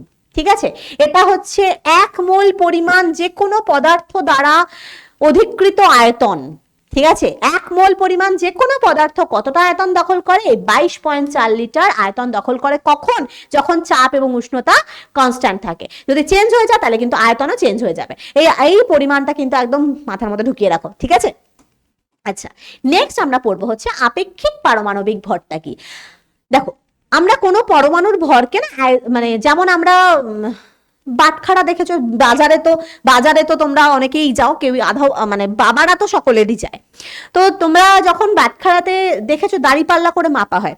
তো কোনো ধরো আলু মাপতে গেছো, মানে আলু কিনতে গেছো, তো তার মানে তুমি ধরো 500 আলু কিনবে, তো বা 700 আলু কিনবে, 700 গ্রাম আলু কিনতে চাও। তো তখন লোকটা, এখন তো ইলেকট্রনিক মেশিন হয়ে গেছে, বাট আগেকার দিনে বা এখনো পর্যন্ত মার্কেটে ইউজ হয় কি, দাঁড়িপাল্লা এরকম মেপে একদিকে রাখতো 1 কেজির একটা বাটখারা রাখতো, বা 500 বাটখারা বা যাই, একদিকে হচ্ছে একটা ওই লোহার একটা নির্দিষ্ট ওজন রাখা হতো, আর এক পাশে আলু দিয়ে ব্যালেন্স করা হতো, তাই না? এইভাবে আমরা পরিমাপটাকে বুঝতাম। তো আপেক্ষিক পারমাণবিক ভর হচ্ছে সেই রকমই, জাস্ট কম্পেয়ার করা একটা নির্দিষ্ট, দেখো অনেকগুলো পরমাণু আছে, অনেকগুলো মৌল রয়েছে, এই এতগুলো মৌলের তো মানে এরকম ভাবে ভর বার করা তো চারটিখানি কথা নয়। তো তার জন্য সেই ক্যালকুলেশনের সুবিধার জন্য আমাদের একটা পরমাণুকে ফিক্সড করে তার রেসপেক্টে আমরা অন্যান্য পরমাণুর ভরগুলোকে মাপার চেষ্টা করি, যাতে ক্যালকুলেশনটা আরো বেশি সুবিধা হয়ে যায়। কারণ ইন্ডিভিজুয়াল এক একটা করে ক্যালকুলেশন করতে অনেক বেশি টাইম কনজিউমিং। তো তার জন্য আমরা একটা কম্প্যারিজন করলাম, তাই না? তো দেখবো যেমন ইন্ডিভিজুয়াল ভাবে প্রত্যেক, ধরো তোমার ক্লাসে অনেকগুলো বাচ্চা রয়েছে, তো এই অনেকগুলো বাচ্চার ইন্ডিভিজুয়াল ভর মাপা বা ওজন মাপতে অনেক টাইম লাগবে বা অনেক অনেক বেশি টাইম কনজিউমিং। তো তার জন্য ধরো একটা বাচ্চার ভরকে একদম ফিক্স করে রেখে ওই বাচ্চাটার ভরের রেসপেক্টে বাকিরা কিরকম, তার থেকে বেশি না তার থেকে কম, না তার থেকে কতটা বেশি, সেইভাবে মাপলে অনেক বেশি ইজিয়ার হয়ে যায়। তো তার জন্য আমরা যখন দাঁড়িপাল্লায় ওজন করি, তো তখন একটা দিকে দেখবে ভরটা ফিক্স থাকে, যে 1 কেজি রেসপেক্টে ওই জিনিসটাকে মাপা হচ্ছে। কারণ ওই জিনিসটার আলু কতটা, মানে আমি পরিমাণটা দেখতে পাচ্ছি, কিন্তু ওই পরিমাণ আলুই যে 700 গ্রামের সেটা তো আমরা দেখতে পাচ্ছি না, সেটা আমরা মাপবো কি করে? তো তার জন্য আমাকে কিছু একটাকে তো ফিক্স রাখতে হবে। ইন্ডিভিজুয়াল ভাবে তো আমি ওয়েট করে করে দেখতে পারি না যে আছে এটা হচ্ছে 5 গ্রামের, এটা আরেকটা আলু দিল, এটাও হচ্ছে 5 গ্রাম, মানে 10 গ্রাম হলে, এরকম করতে করতে হয়ে যাবে হচ্ছে সারা রাত হয়ে যাবে, তোমার বাবার আর আলু কেনা হবে না, বাড়িতে আর রান্না চলবে না। তো তার জন্য কি করে লোকটা, জাস্ট একটা বাটখারার সাথে, মানে একটা ওজনের সাথে আরেকটা ওজনের কম্পেয়ার করা হয়, তাই না? কম্পেয়ার করে আমরা কিন্তু সেই অনেক ইজি প্রসেসে জিনিসটাকে মেপে দেওয়া যায়। এখানে আপেক্ষিক ভরের কনসেপ্টটাও কিন্তু সেম জিনিস, যে কার্বন পরমাণুর ভরটাকে, এই যে আমি বারবার করে কার্বন পরমাণু কেন বলছি, অনেক আগে হাইড্রোজেনকেও কিন্তু ফিক্স ধরা হয়েছিল, কিন্তু হাইড্রোজেনের ভর এতই কম যে আসলে দেখবে, আমি আজকেই দেখাবো কি হাইড্রোজেন স্কেলে পারমাণবিক ভর নির্ণয় করা হয়েছে, অক্সিজেন স্কেলে পারমাণবিক ভর নির্ণয় করা হয়েছে, লাস্টে হচ্ছে কার্বন স্কেলে পারমাণবিক ভর নির্ণয়। তার কারণ অনেক কনফিউশন করে করে দেখো, যখন হাইড্রোজেনকে নেওয়া হয়েছিল তখন হাইড্রোজেনের মাস পরে দেখা গেল এতই কম যে ওটাকে আর কি ফিক্স ধরবো, ও বেচারা নিজেই তো প্রায় মাসলেস, মানে প্রচন্ড একটাই মাত্র প্রোটন আছে হাইড্রোজেনের। ওটাকে দিয়ে ঠিকঠাক হলো না। তারপর অক্সিজেনকে নেওয়া হলো, অক্সিজেনকে নিয়ে দেখা গেল একটা অক্সিজেনকে অক্সিজেন 16কে নেওয়া হয়েছিল ফিক্সড করে। তো তারপরে বাকি বিজ্ঞানীরা বলে আরে অক্সিজেনের তো আবার আইসোটোপ রয়েছে, তুমি এটাকেই ফিক্স নিচ্ছ, আমি আবার অন্য একটা নিয়ে নিচ্ছি আইসোটোপকে, মানে অক্সিজেনের তো তিনটা আইসোটোপ, অক্সিজেন 16, 17, 18, তাই না? এবার অক্সিজেনকে নিয়ে যদি কখন ফিক্সড করা হয়েছে, এবার বলা হয়নি যে অক্সিজেনের কোন আইসোটোপটার ভরটাকে ফিক্স করা হয়েছে, কার রেসপেক্টে আমি কাকে মাপবো। মানে আপেক্ষিক পারমাণবিক ভর মানে হচ্ছে ধরো একটা দাঁড়িপাল্লা আছে, দাঁড়িপাল্লার মধ্যে একদিকে একদিকে আমি যে কোনো পরমাণু যেটা তোমাকে দেওয়া হবে সেই পরমাণুটাকে মাপা হবে, এটা হচ্ছে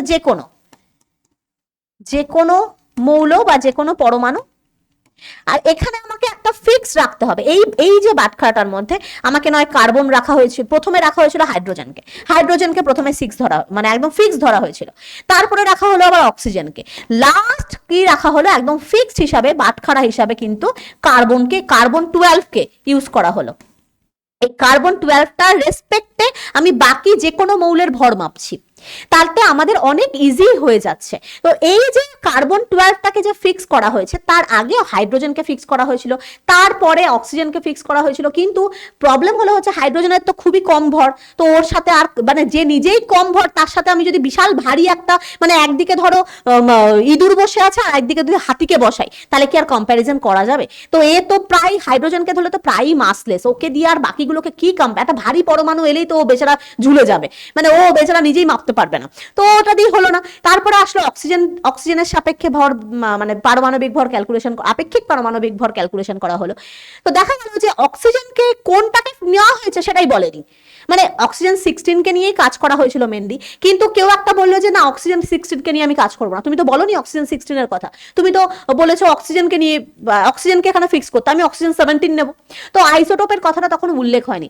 তখন লাস্ট মোমেন্টে একদম বিজ্ঞানীরা বলে চলো যাও সব বাদ, শুধুমাত্র কার্বনটাকে ফিক্স করা হবে, শুধু কার্বনের 12টাকে, কার্বন 12 আইসোটোপটাকে বাটখারা হিসেবে ব্যবহার করা হবে, এটার রেসপেক্টে আমি বাকি সবগুলোকে মাপবো। তো তার মানে কার্বন 12 এখনো পর্যন্ত কার্বন 12টাকে কিন্তু একদম ফিক্স ধরা হয়।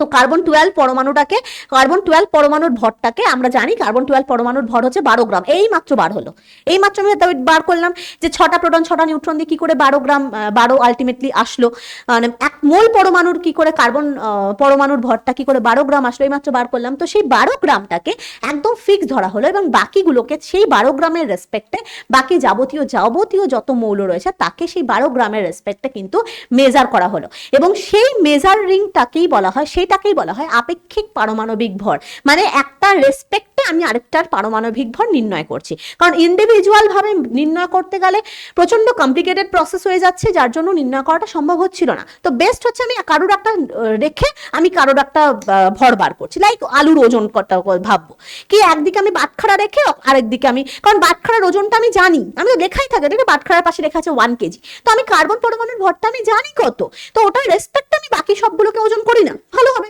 ইজি হয়ে যাবে, তাই না? এইভাবে আমরা রিলেটিভ অ্যাটমিক মাসকে নির্ণয় করতে পারি, যেহেতু এটা একটার সাথে আরেকটার তুলনা করা হয়, তো এই জন্য কিন্তু আপেক্ষিক পারমাণবিক ভরের কোনো একক থাকে না, মনে রাখবে, ঠিক আছে? আচ্ছা, নেক্সট আমরা এই দেখি কি নেক্সট রয়েছে। নেক্সট সেম, দেখো আমি লিখেছিলাম হাইড্রোজেন এবং অক্সিজেন এবং কার্বন স্কেলে আণবিক ভর এবং আণবিক গুরুত্বের কিভাবে মানে তোমার ফর্মুলাটা হয়।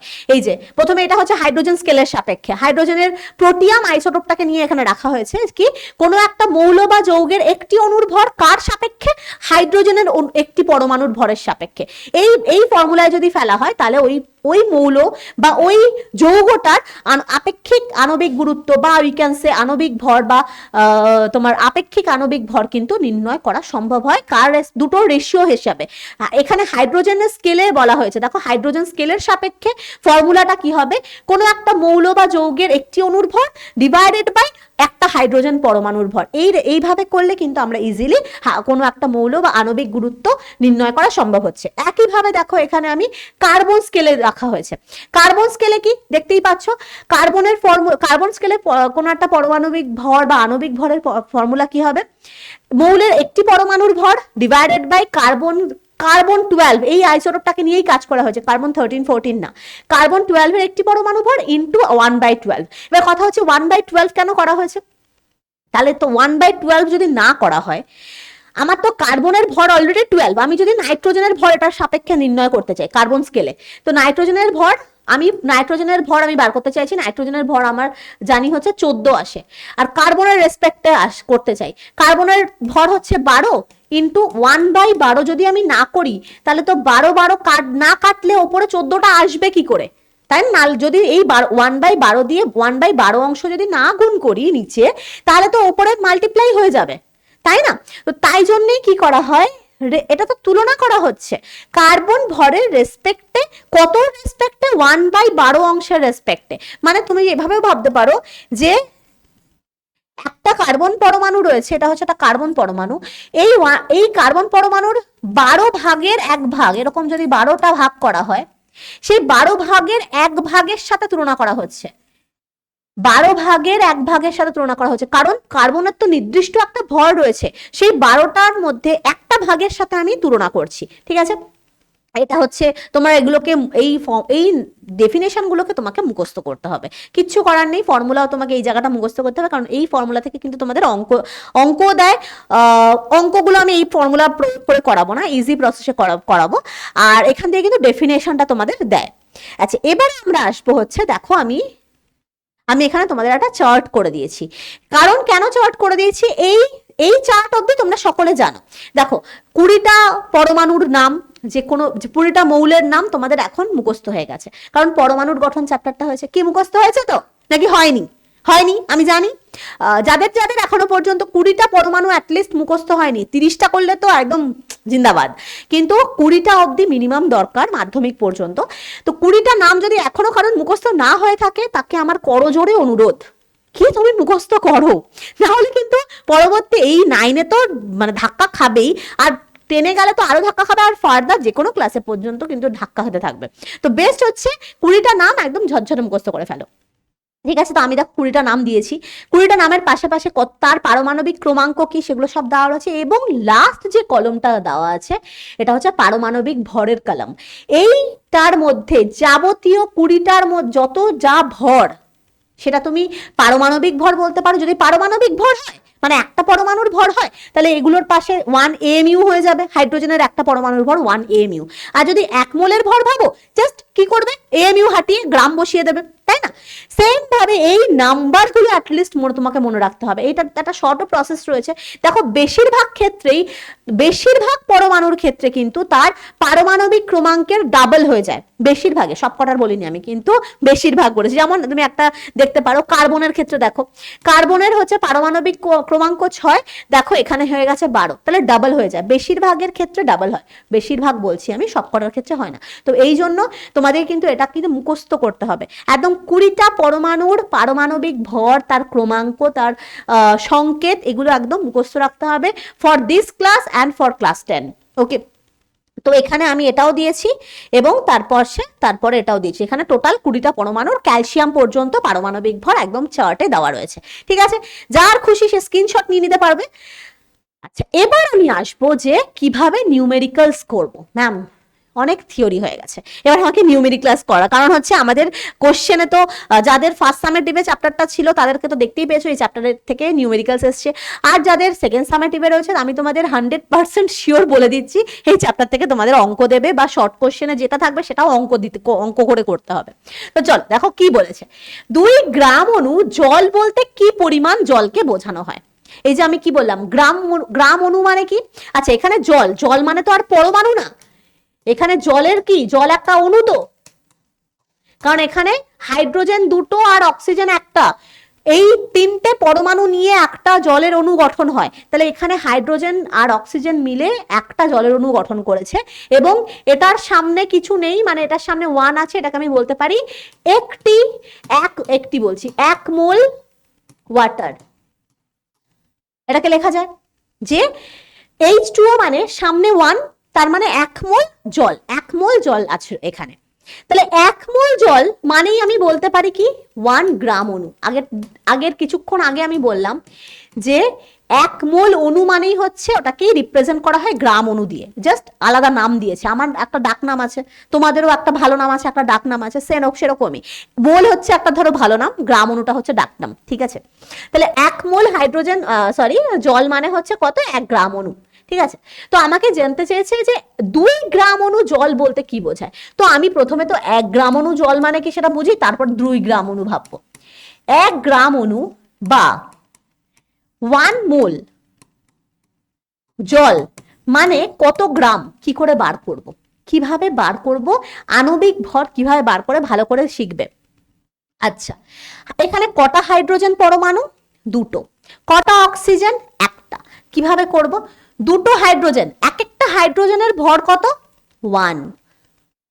কারণ 1 মোল আছে কিন্তু গ্রামে হবে, মোলের ক্ষেত্রে কিন্তু গ্রামে হবে, এক একটা ইন্ডিভিজুয়াল হলে তখন ওটাকে আমি এমইউ তে ভাবতাম, কিন্তু 1 মোল জানতে চেয়েছে সো গ্রামে হবে।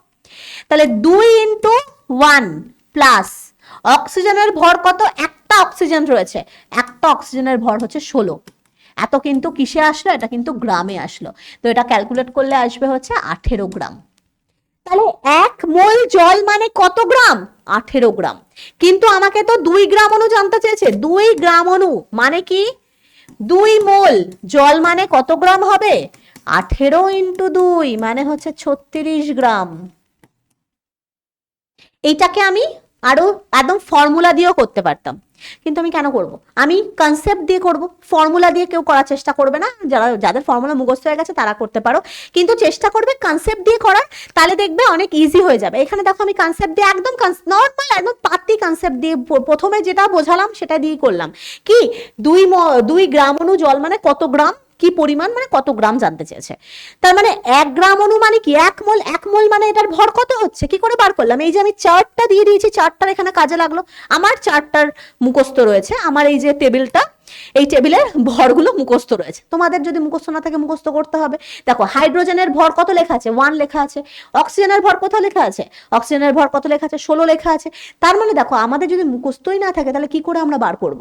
তার মানে আমাকে এই পারমাণবিক ভর বা আণবিক ভরগুলো জানতে গেলে আমাকে এই চার্টের প্রত্যেকটা জিনিস মুখস্থ রাখতে হবে। ঠিক আছে, চল নেক্সট কোশ্চেন।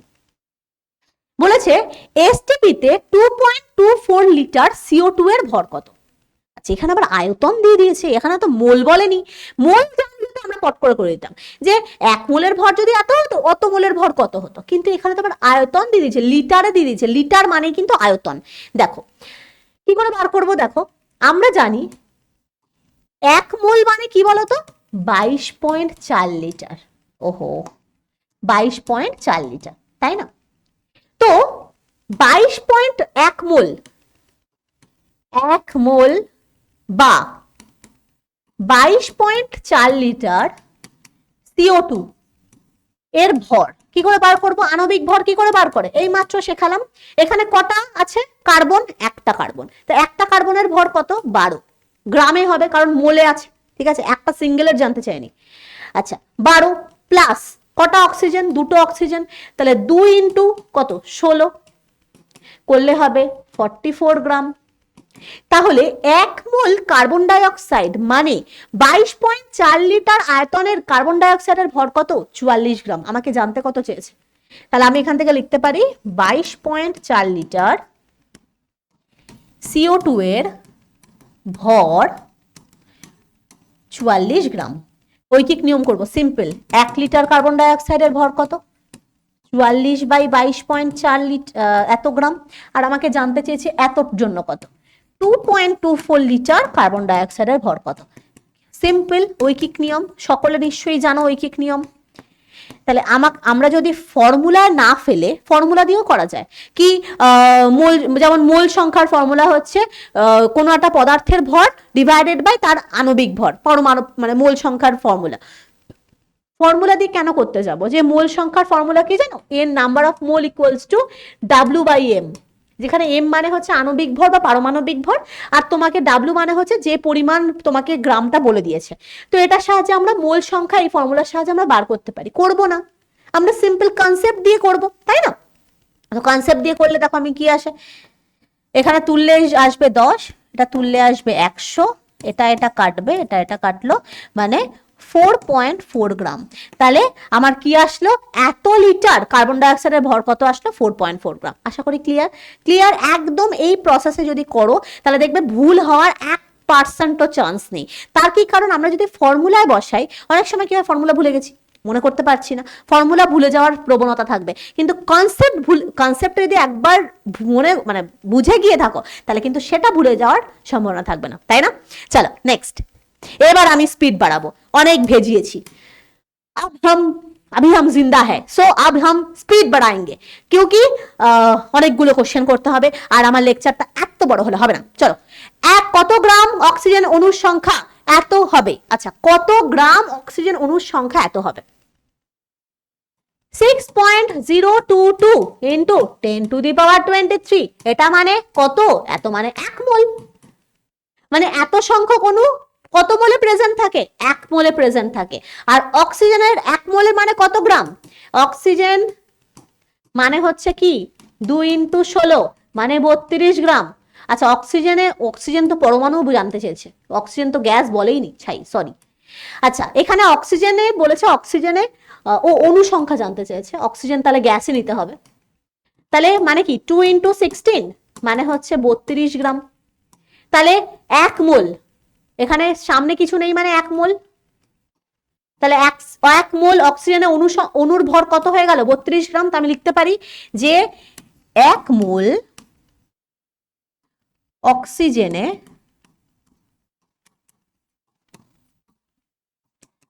অণুর ভর কত? 32 গ্রাম। আমাকে জানতে চেয়েছি 1 মোল মানেই হচ্ছে কত? 6 পয়েন্ট এত। তাহলে এত মোলের এত সংখ্যার কতটা, এত সংখ্যার অণুর ভর কত হবে? 32 গ্রামই হবে। সেম না? আমরা কি জানি 1 মোল মানেই তো অ্যাভোগাড্রো সংখ্যা, এত বড় সংখ্যাটা লিখছি না, লিখতে ল্যাদ লাগছে। তো আমি 1 মোল মানে অ্যাভোগাড্রো সংখ্যা, তাহলে অ্যাভোগাড্রো সংখ্যার ভর কত হবে? 32 গ্রামই হবে। সিম্পল। এবার বলেছে এই সংখ্যাটাকে কি সংখ্যা বলে? ও বাবা, এ আবার কোশ্চেন। এই সংখ্যাটাকে অ্যাভোগাড্রো সংখ্যা বলে।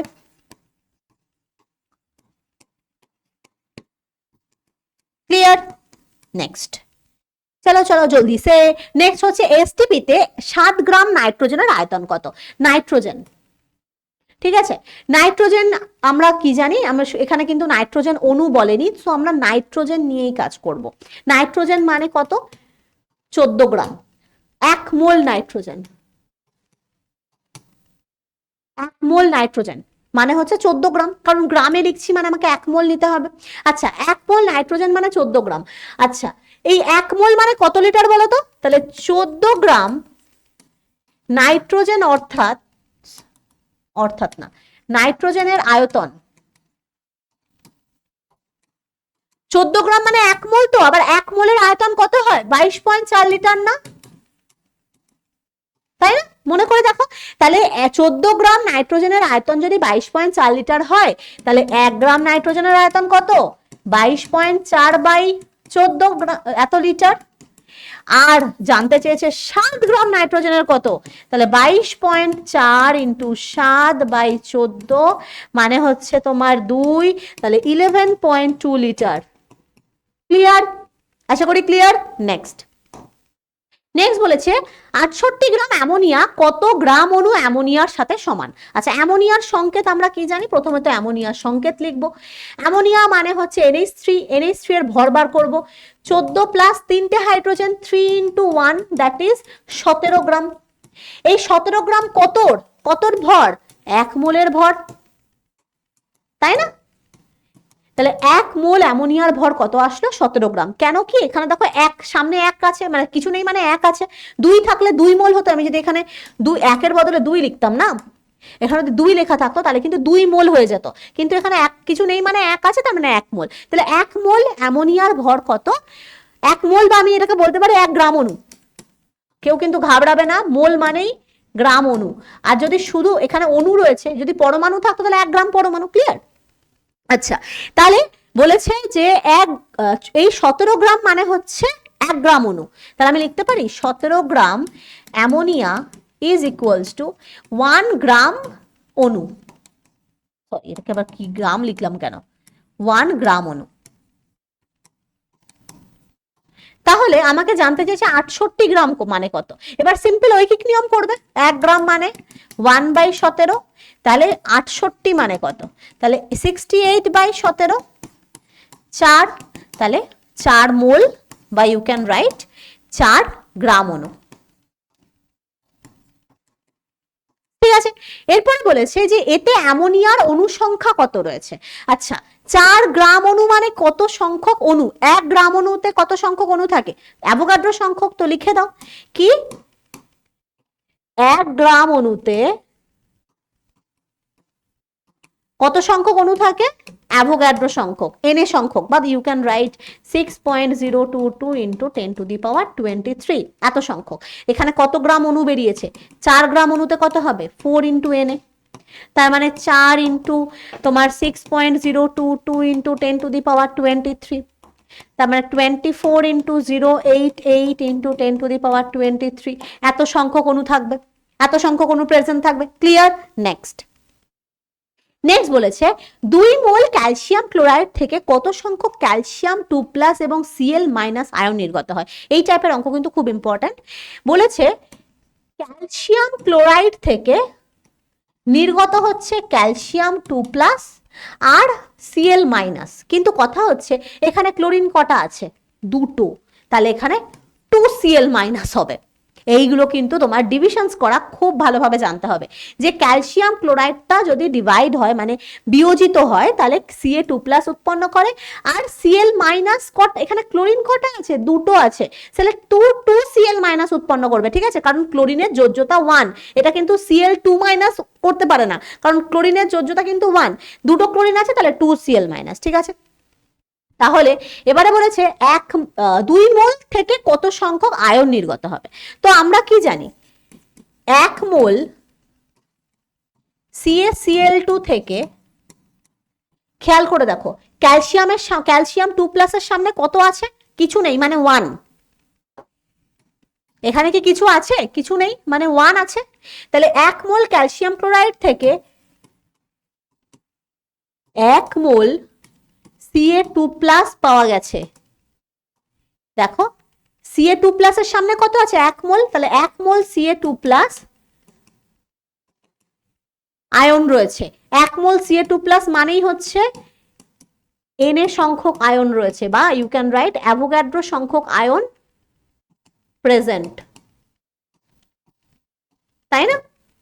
কিন্তু সর্বনাশ হচ্ছে, এখানে 2 মোল ক্যালসিয়াম ক্লোরাইড দিয়ে দিয়েছে, তাহলে 2 মোল CaCl2 থেকে কত হবে? 2 মোল পরিমাণ ক্যালসিয়াম আয়ন উৎপন্ন হবে।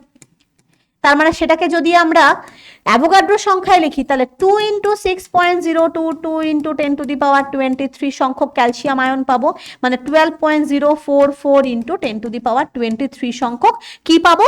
ক্যালসিয়াম আয়ন পাবো। কত পরিমাণের সাথে? 2 মোল ক্যালসিয়াম ক্লোরাইডের বিয়োজনের ক্ষেত্রে, মানে আমি যদি এভাবে বিয়োজন করি 2CaCl2, সেটা যদি বিয়োজিত হয় তাহলে 2Ca2+, আর এদিকে হচ্ছে 2 ইন্টু 2Cl-, মানে কত মোল? 4 মোল ক্লোরিন মাইনাস উৎপন্ন হবে। খেয়াল করে দেখতে পাচ্ছ, 1 মোল থেকে যদি 2 মোল ক্লোরিন উৎপন্ন হয় তাহলে 2 মোল থেকে 4 মোল ক্লোরিন আয়ন উৎপন্ন হবে। তাহলে সেম ব্যাপার এখানে করব আমরা, যে সেম ভাবে তাহলে 2 মোল ক্যালসিয়াম ক্লোরাইড থেকে তাহলে কত মোল? 4 মোল ক্লোরিন মাইনাস আয়ন পাবো। আর 4 মোল মানে কত? 4 ইন্টু 6.022 ইন্টু 10⁻23 এত সংখ্যক আয়ন পাওয়া যাবে, এত সংখ্যক আয়ন পাওয়া যাবে। ঠিক আছে, এবার এটাকে তোমরা গুণ করবে, এই সিম্পল ব্যাপার, 24 ইন্টু 088 ইন্টু 10⁻23 আসবে। ঠিক আছে, নেক্সট কোশ্চেন দেখো। নেক্সট কোশ্চেন বলেছে একইভাবে কি 175.5 গ্রাম সোডিয়াম ক্লোরাইডকে Na+Cl- আয়নের সংখ্যা কত হবে? সেম ব্যাপার, এখানে কিন্তু কিছু একটু আলাদা বলে দিয়েছে, এখানে মোলটা বলে দেয়নি, এখানে ভর বলে দিয়েছে। তো সিম্পল, সোডিয়াম ক্লোরাইড সেটা যদি বিয়োজিত হয় Na+ উৎপন্ন হয়, Cl- উৎপন্ন হয়। এখানে কিন্তু একটা একটা করেই উৎপন্ন হবে, মানে একটা মানে 1 মোল পরিমাণ, কারণ এখানে 1 মোল আছে, এগুলো তো 1 মোল আছে, 1 মোল উৎপন্ন হবে। কিন্তু সোডিয়াম ক্লোরাইড এখানে ভর বলে দিয়েছে, গ্রামে বলে দিয়েছে। So you have to calculate the mass first. সোডিয়ামের কত? 23, আর দেখো লেখা আছে ক্লোরিনের কত? 35.5, যদি যোগ করো আসে হচ্ছে 58.5 গ্রাম। তাহলে 1 মোল 1 মোল সোডিয়াম ক্লোরাইডের ভর কত? 58.5 গ্রাম। ঠিক আছে, আমাকে তাহলে জানতে চেয়েছে এত গ্রাম মানে কত মোল। তা আমি এখানে বৈকিক নিয়ম করব যে 58.5 গ্রাম NaCl ইকুয়ালস টু 1 মোল। তাহলে 175.5 গ্রাম NaCl মানে ঐকিক নিয়ম করবে, আমি এখানে ক্যালকুলেটরে করছি, হবে হচ্ছে তোমার 175.5 ডিভাইডেড বাই 58.5, পয়েন্ট পয়েন্ট তো উঠে যাবে, তাহলে কত? 175.5 ডিভাইডেড বাই 58.5 মানে 3 মোল। তাহলে এখানে আমরা প্রথম আগের অঙ্কটার ক্ষেত্রে খেয়াল করো, আগের অঙ্কটার ক্ষেত্রে মোলের পরিমাণটা বলেই দিয়েছিল, তো এই অঙ্কটার ক্ষেত্রে কিন্তু মোলের পরিমাণটা বলা নেই, সরি মোলের পরিমাণটা বলা নেই। তাহলে আমাকে প্রথমে মোলের পরিমাণটা বার করতে হবে, দেন আমাকে অঙ্কটা করতে হবে। তাহলে আমরা দেখতে পাচ্ছি যে 175.5 মানে হচ্ছে আমার কত মোল সোডিয়াম ক্লোরাইড বেরোলো? 3 মোল সোডিয়াম ক্লোরাইড বেরোলো। এবার তোমরা 3 মোলের ডিসোসিয়েশন করো, 3 মোল সোডিয়াম ক্লোরাইড যদি ভাঙে তাহলে 3 মোল Na প্লাস আর 3Cl মাইনাস তৈরি হবে, সিম্পল, সবকটা 3 করে তৈরি হবে। এবার আমাকে জানতে চেয়েছে আয়নের সংখ্যা, তাহলে 1 মোল NaCl থেকে কত Na প্লাস আয়ন হয় কত? সিম্পল অ্যাভোগাড্রো সংখ্যক বা 6.022 ইন্টু 10⁻23 সংখ্যক। এখানে 3 মোল থেকে কত দেখতে পাচ্ছ? 3 মোল থেকে তাহলে কত পাওয়া যাবে? জাস্ট এটাকে 3 ইন্টু Na হয়ে যাবে, জাস্ট মাল্টিপ্লাই গুলো নিজেরা করে নেবে। আর সেম ভাবে তাহলে 3 মোল সোডিয়াম ক্লোরাইড থেকে Cl মাইনাস আয়ন কতগুলো পাওয়া যাবে? 3 ইন্টু Na, একই। 1 মোল থেকে যদি 1 মোল পরিমাণ Na প্লাস আয়ন পাওয়া যেত, মানে 1 মোল আয়ন মানে কত বলেছিলাম? অ্যাভোগাড্রো সংখ্যক আয়ন। অণু, পরমাণু, আয়ন এগুলো যদি 1 মোল থাকে তাহলে তার সংখ্যাটা হয় কিন্তু Na পরিমাণ বা অ্যাভোগাড্রো পরিমাণ।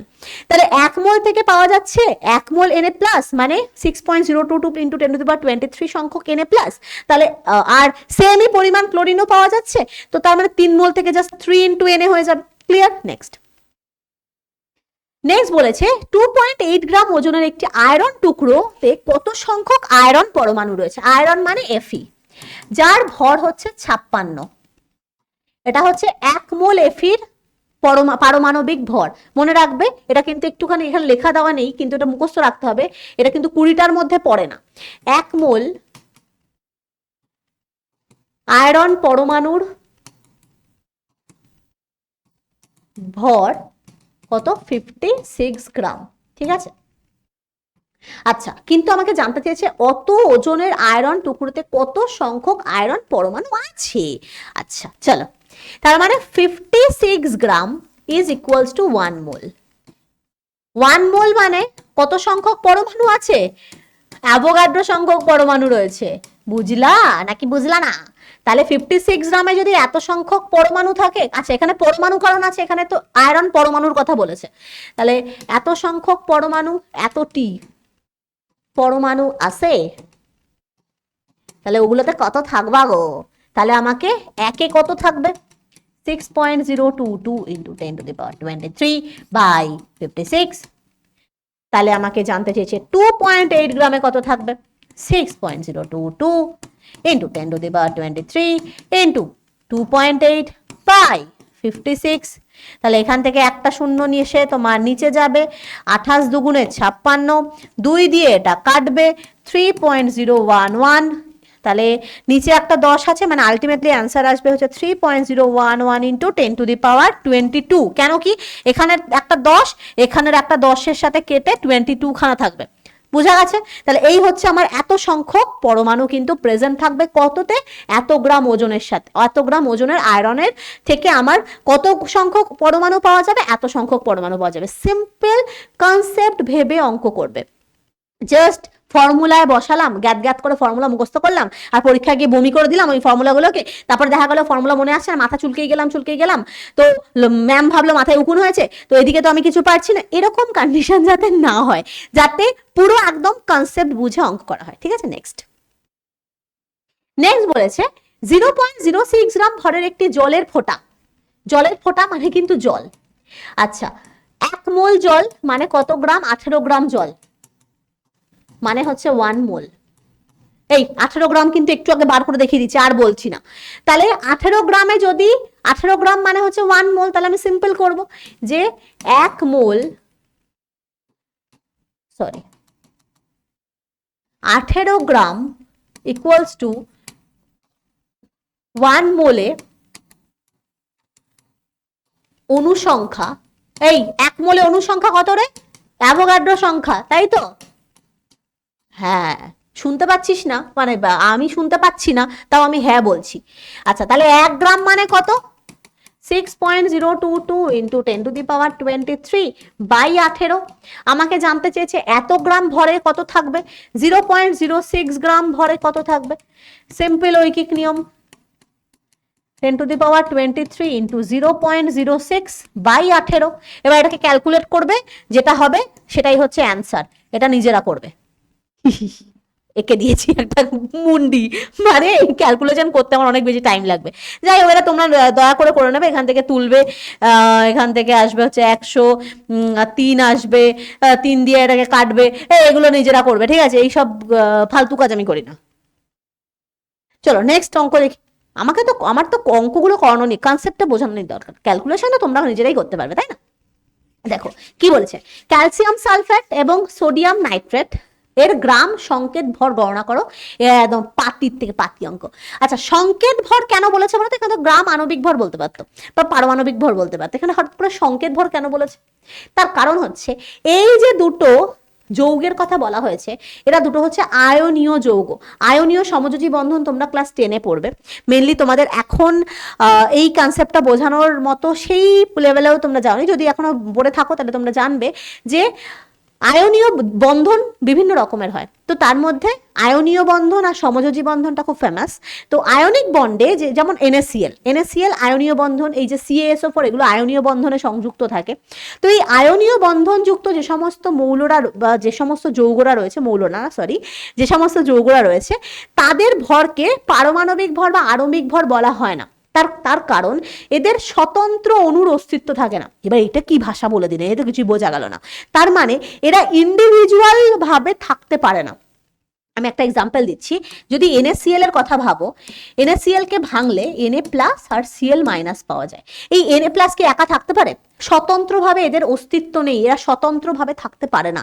এরা কিন্তু একদম জোটবদ্ধ হয়ে, মানে দুটো আয়ন খুব তীব্র কুলম্বীয় আকর্ষণ বল বা স্থির তড়িৎ আকর্ষণের বলের প্রভাবে একসাথে জোটবদ্ধ হয়ে থাকে এবং একটা সুন্দর ক্রিস্টালাইন স্ট্রাকচার তৈরি করে, ঠিক আছে? তো তাই জন্য এদের ভরকে, যেহেতু ইন্ডিভিজুয়াল ভাবে থাকতে পারে না, স্বতন্ত্রভাবে এদের কোনো অস্তিত্ব নেই, তাই এদেরকে আণবিক ভর দিয়ে রিপ্রেজেন্ট করা হয় না, তাই এদেরকে সংকেত ভর দিয়ে বা ফর্মুলা মাস দিয়ে রিপ্রেজেন্ট করা হয়। তো বাদ দাও, ও বাবা রাবার দিয়ে যে আমি কি করে লিখছি আমি জানি।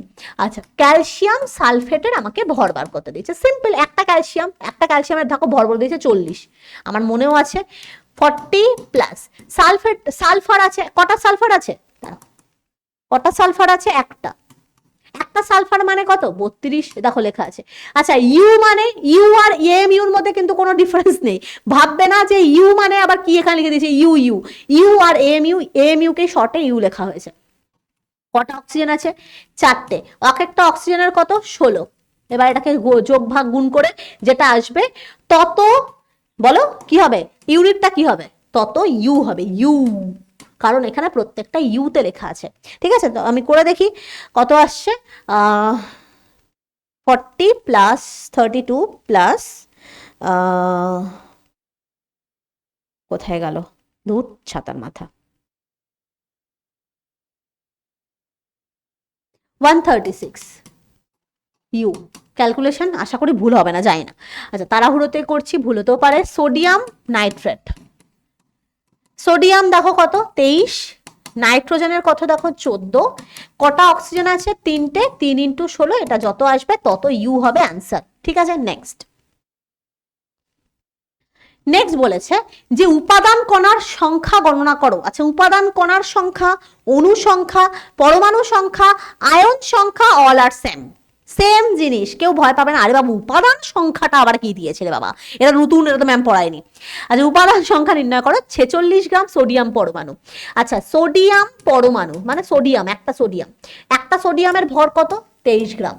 তাহলে 23 গ্রাম মানে কত, কি 1 মোল। তো দেখো এখানে সামনে কিছু নেই মানে 1 মোল আছে, আর সব থেকে বড় কথা গ্রামে দেওয়া আছে, আমাকে মোলেই কনসিডার করতে হবে। তাহলে 1 মোল মানে আমরা কত জানি, অ্যাভোগাড্রো সংখ্যা না, দূর, এত এত সংখ্যা, এতটি পরমাণু, এতটি পরমাণু, তার মানে 1 মোল সোডিয়াম বা 23 গ্রাম সোডিয়ামে কত মোল, কত সংখ্যা পরমাণু রয়েছে, অ্যাভোগাড্রো সংখ্যক পরমাণু রয়েছে। তো আমাকে জানতে চাই 46-এ কত থাকবে। 46 গ্রাম মানে কত হবে, দেখো 23 গ্রাম মানে যদি 1 মোল হয়, 46 গ্রাম মানে 2 মোল হবে। তাহলে জাস্ট এটাকে 2 দিয়ে 2 ইন্টু এনে করে দাও। তাহলে 2 ইন্টু এনে করলে 0.44 ইন্টু 10 টু দি পাওয়ার 23 এত টি হবে। ঠিক আছে, নেক্সট পার্ট বলেছে কি 4 গ্রাম অক্সিজেনের অণু কত থাকে। অক্সিজেন মানে কত, 32 গ্রাম। 32 গ্রাম মানে কি 1 মোল। 1 মোল মানে কি অ্যাভোগাড্রো। আচ্ছা আমাকে জানতে চেয়েছে 4 গ্রামে কত। আচ্ছা তাহলে কি হবে, Na ইন্টু 4/32 8, তাহলে Na/8 এত সংখ্যক, মানে তুমি যদি এবার মান বসাও তাহলে 6.022 ইন্টু 10 টু দি পাওয়ার 23/8 এত টি হবে আনসার। ক্যালকুলেশন একটু নিজেরা করে নিও। নেক্সট কোশ্চেন বলেছে যে 2 মিলিমোল তোমার জলে অণুর সংখ্যা, H পরমাণুর সংখ্যা, অক্সিজেন পরমাণুর সংখ্যা গণনা করতে হবে। কি সাংঘাতিক, 2 মিলিমোল, মোল দিয়ে হয় না, আবার মিলিমোল ছাই করিয়েছে। আচ্ছা 2 মিলিমোল, মিলিমিটার থেকে যেরকম আমরা ভাবে মিটারে কনভার্ট করি, ঠিক সেরকম ভাবে মিলিমোল থেকে আমরা মোলে কনভার্ট করব। ঠিক আছে, তাহলে মিলিমিটার থেকে মিটারে কনভার্ট করতে গেলে আমাদের 1000 দিয়ে ডিভাইড করতে হয়। সেম ব্যাপার এখানে 2কেও কিন্তু 1000 দিয়ে ডিভাইড করলে মোলে কনভার্ট হয়ে যাবে। ঠিক আছে, আশা করি বুঝতে অসুবিধা হয়নি। ঠিক আছে, আচ্ছা এবার আমাকে বলেছে 2, তাহলে এত মোলে তোমার জানতে চেয়েছে তোমার জলে অণু সংখ্যা জানতে চেয়েছে। তাহলে 1 মোল জল না লিখে H2O লিখি, H2O তে অণু সংখ্যা কত, অ্যাভোগাড্রো এনে, আমি আর নাম্বারটা লিখছি না, হাত ব্যথা হয়ে গেছে। আর তাহলে 0.002 মোলে অণু সংখ্যা কত হবে, তাহলে 0.002 ইন্টু এনে, জাস্ট এখানে এন এর ভ্যালু পুট করবে তোমরা। ওকে চলো করেই দিই। আচ্ছা 2/1000 into 6.022 into 10 to the power 23।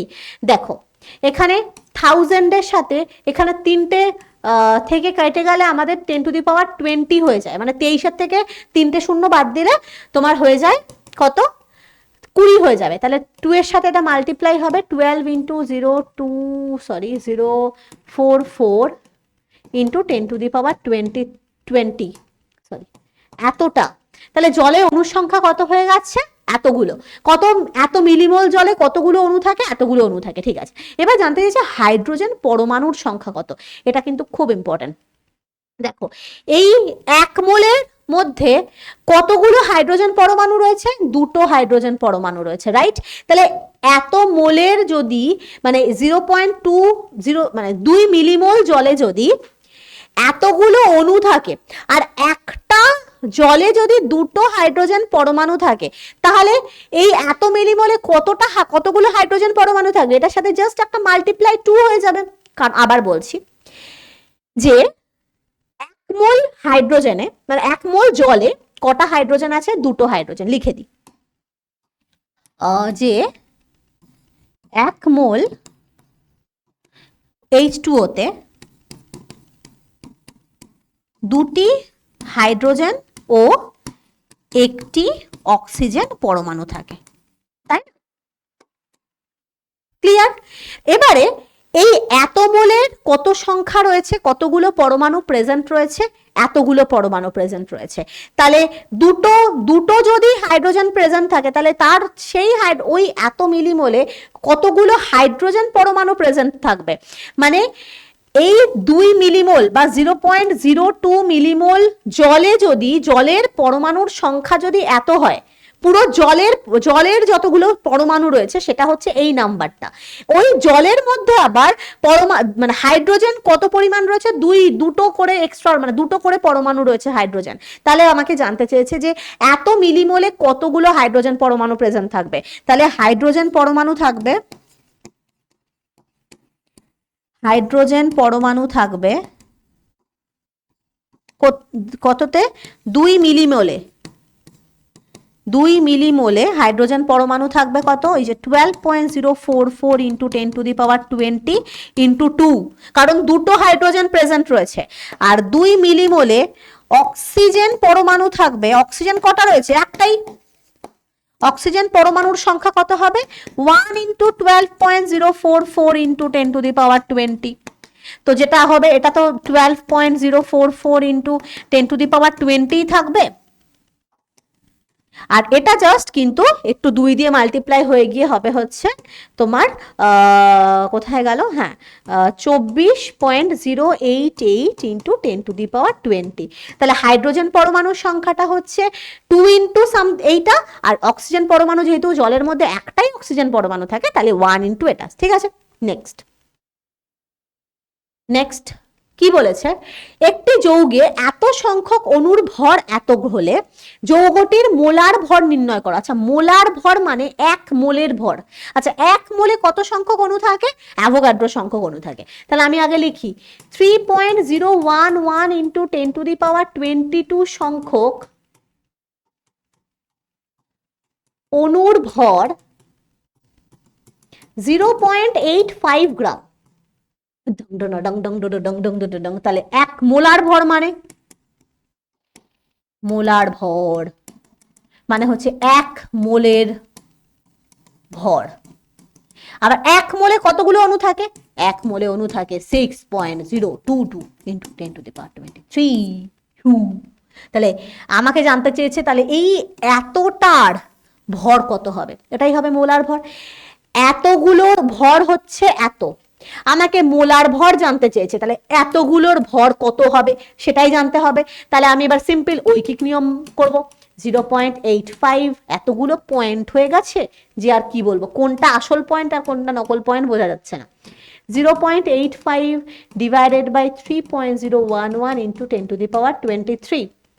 O sorry 22 আছে, ও মাই গড। এবার আমাকে 6.022 ইন্টু 10⁻23 জন্য করতে হবে। তাহলে কত হবে, 0.85 into 6.022 into 10⁻23 divided by 3.011 into 10⁻22।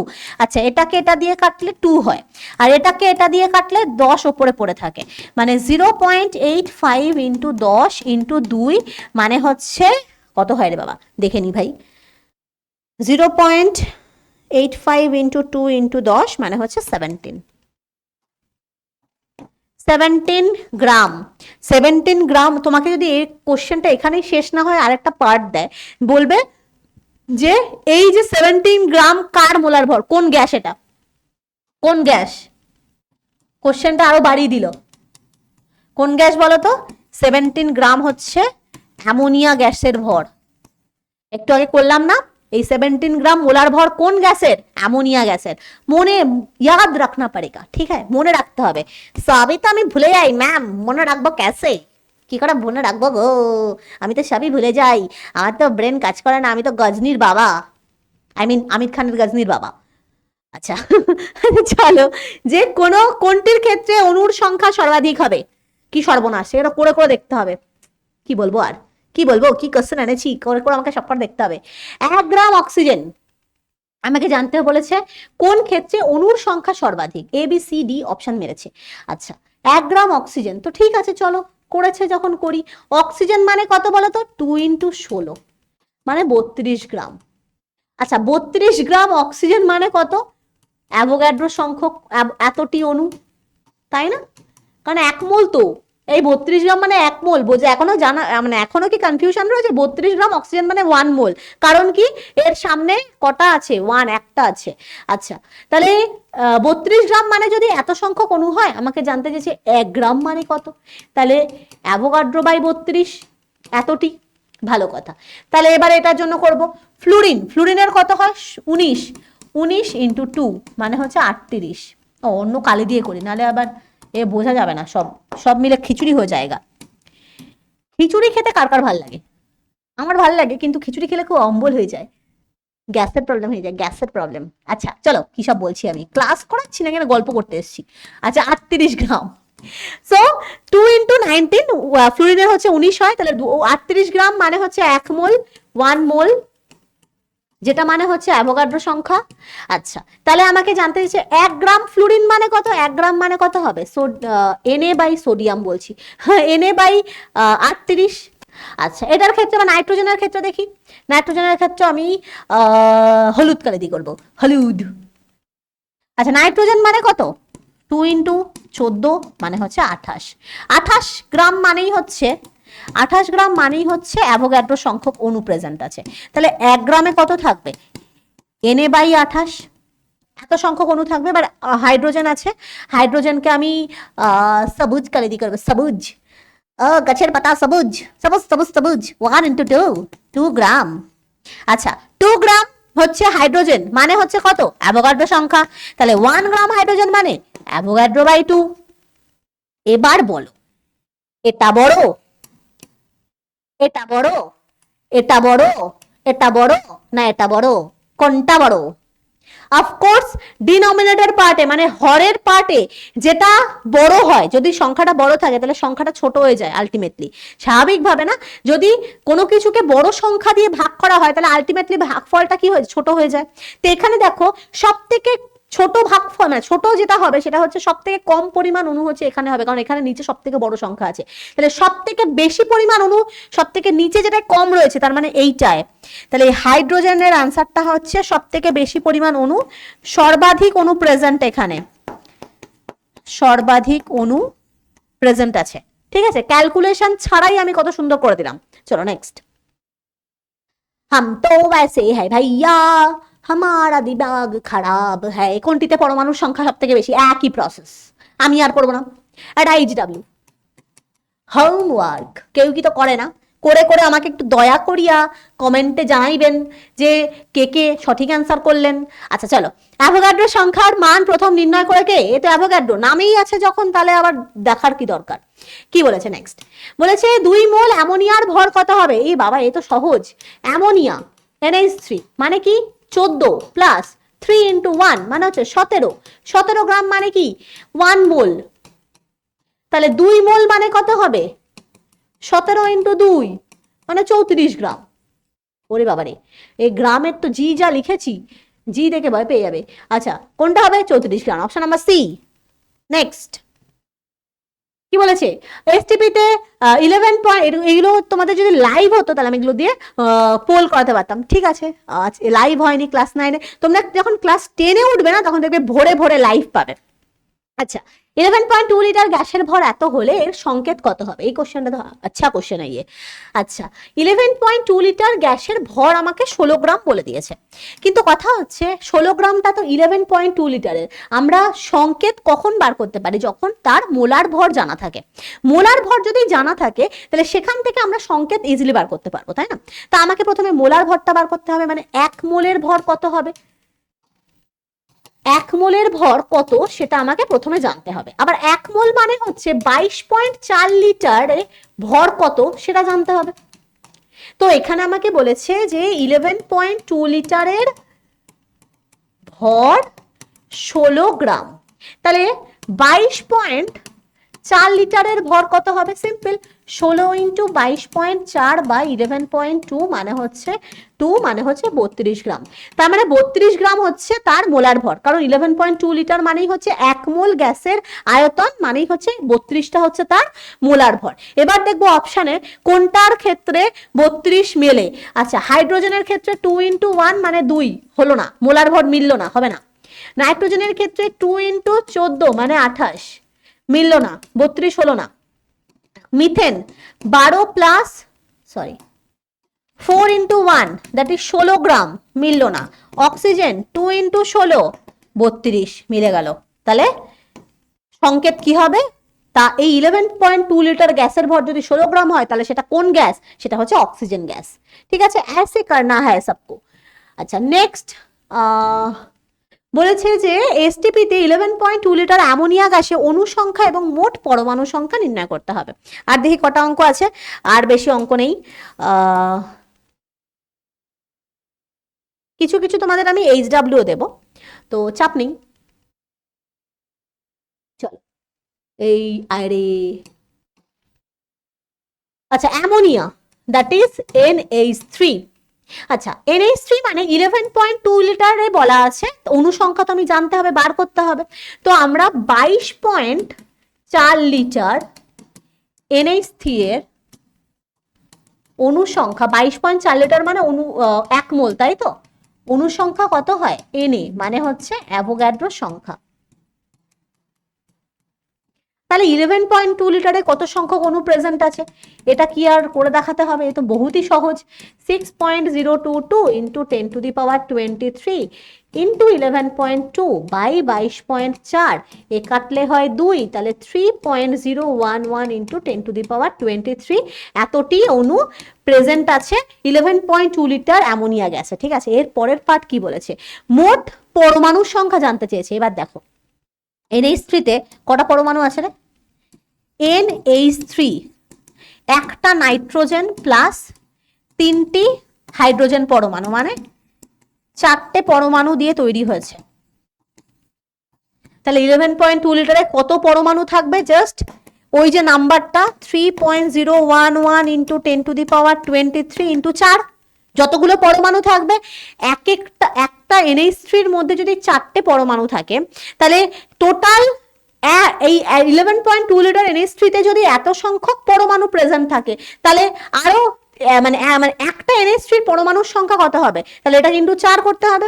কত হবে? 3 4 12 ইন্টু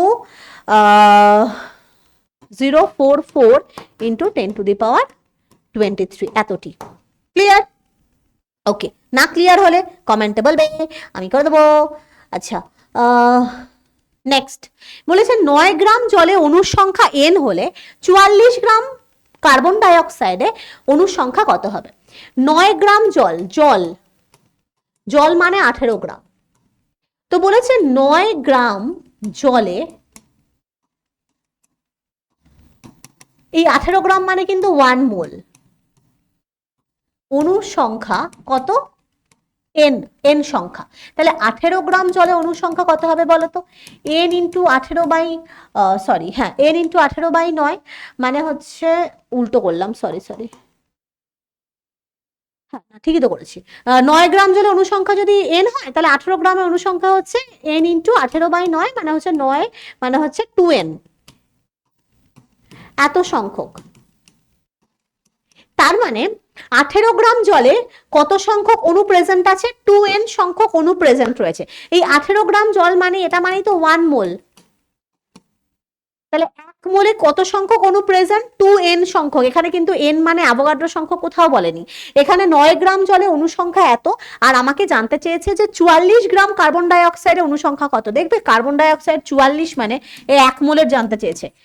CO2 মানে হচ্ছে 12 প্লাস 16 ইন্টু 2 মানে হচ্ছে 44 গ্রাম, যেটা মানে হচ্ছে 1 মোল, তাই তো? তাহলে 1 মোল যে কোনো, আমি পড়েছিলাম না, তোমরাও পড়েছো যে এসটিপি তে 1 মোল যে কোনো গ্যাসে সেম সংখ্যক অণু প্রেজেন্ট থাকবে। তাহলে আমরা জানি যে এসটিপি তে 1 মোল পরিমাণ যে কোনো গ্যাসে সমসংখ্যক অণু বর্তমান, এটা পড়েছি, এটা অ্যাভোগাড্রোর সূত্র। তাহলে যদি 18 গ্রাম মানে 1 মোলে যদি এত সংখ্যক অণু থাকে, তাহলে 44 গ্রাম কার্বন ডাই অক্সাইড মানে 1 মোল পরিমাণ কার্বন ডাই অক্সাইডে অত সংখ্যক অণু প্রেজেন্ট থাকবে। সেম না? কি বললাম বুঝতে পেরেছো? যদি 1 মোল H2O তে অণু সংখ্যা হয় 2n সংখ্যক, তাহলে 1 মোল CO2 মানে 44 গ্রাম, 44 গ্রাম মানে হচ্ছে CO2 তে অণু সংখ্যা কত হবে? সেমই 2n সংখ্যক, কারণ অ্যাভোগাড্রো সূত্র অনুসারে সেটা প্রযোজ্য। তাহলে দেখো আমরা কিন্তু অনেক কটা অঙ্ক করে ফেলেছি। তো এবার আমাদের HW দেওয়ার পালা। ঠিক আছে, তোমরা কিন্তু এরকম টাইপের প্রচুর অঙ্ক আছে, দেখবে তোমাদের বইতে আছে, বইয়ের এক্সারসাইজে রয়েছে। আর আমি তোমাদের এইটুকু বলছি, তোমাদের যে কোনো যারা যে সহায়িকা ফলো করে থাকো সেই সহায়িকা ফলো করতে পারো। সেই সহায়িকাতে তোমাদের এছাড়াও তোমাদের টেক্সট বুকে দেখবে অনেক এক্সারসাইজে, যেমন ছায়া প্রকাশনীর বই যদি থেকে থাকে তো ছায়া প্রকাশনীর বইতে প্রচুর এক্সারসাইজে অঙ্ক রয়েছে, ইন্ডিভিজুয়াল উদাহরণে অনেক কটা অঙ্ক করে দেওয়া রয়েছে। এছাড়া তোমাদের দেখবে যদি যে কোনো বই ফলো করো পারবে অনেক অঙ্ক প্র্যাকটিস করার এই চ্যাপ্টারে। দেখো আমি কনসেপ্ট ওয়াইজ কিন্তু অঙ্কগুলোকে করিয়ে দিয়েছি, আর আমি তোমাদের কিছু হোমওয়ার্ক দিচ্ছি। কোথায় গেল? আচ্ছা, এখানেও কয়েকটা তোমাদের এমসিকিউ রয়েছে, এমসিকিউ গুলো তোমরা করবে। যে 2 গ্রাম অণু নাইট্রোজেন বলতে কি বোঝো? 2 গ্রাম অণু মানে হচ্ছে 2 মোল। ঠিক আছে, তাহলে 1 মোল নাইট্রোজেন মানে আমরা কি জানি? 1 মোল নাইট্রোজেন মানে হচ্ছে 14 গ্রাম। তাহলে 2 মোল বা 2 গ্রাম অণু নাইট্রোজেন মানে হচ্ছে কত? 28 গ্রাম। আচ্ছা, এখানে নাইট্রোজেন গ্যাস বলেছে, তাহলে 1 মোল মানে হচ্ছে 2 ইন্টু কত? 14 মানে 28 গ্রাম। তাহলে এটা হচ্ছে 1 মোলের। তাহলে 2 মোল N2 মানে কত? 2 ইন্টু 28 মানে 56 গ্রাম। এখানে কিন্তু নাইট্রোজেন গ্যাসের কথা বলা হয়েছে, হ্যাঁ এখানে লেখা নেই, সরি। নাইট্রোজেন গ্যাস বলতে তাহলে 56 গ্রাম হবে। এরকম আরো বেশ কিছু তোমাদের এটা দেওয়া আছে যে 18 গ্রাম জলে অণু সংখ্যা কত হবে। দেখো 18 গ্রাম জল মানে হচ্ছে 1 মোল, জল মানে হচ্ছে 18 গ্রাম, দ্যাট ইজ 1 মোল। 1 মোলে অ্যাভোগাড্রো সংখ্যা প্রেজেন্ট থাকে অণু, তাহলে অ্যাভোগাড্রো সংখ্যা মানে আমরা কত জানি? 6.022 ইন্টু 10⁻23 এত সংখ্যক। দেখো এখানে কিন্তু খুব ইজিও কোশ্চেন থাকে, কিছু শূন্যস্থান রয়েছে। যে 2 গ্রাম অণু জল মানে কত গ্রাম জল? এই মাত্র পড়লাম 18 হচ্ছে 1 মোলের ভর, মানে 1 মোল জলের ভর হচ্ছে 18 গ্রাম। তাহলে 2 মোল জলের, গ্রাম অণু মানে তো মোল, গ্রাম অণু মানে কিন্তু মোল, তাহলে 2 মোল জলের ভর কত হবে? 36 গ্রাম।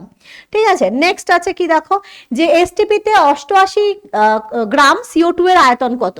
দেখো CO2 মানে কত? 12 প্লাস 2 ইন্টু 16 দ্যাট ইজ 44 গ্রাম। তাহলে 44 গ্রাম মানে কি? 1 মোল। কিন্তু আমাকে আয়তন বার করতে দিয়েছে, আয়তন।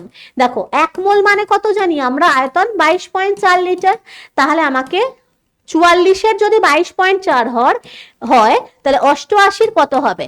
তাহলে কত হবে? 22.4 ইন্টু 88 বাই 44 কত? 2 মানে হচ্ছে 44.8 লিটার।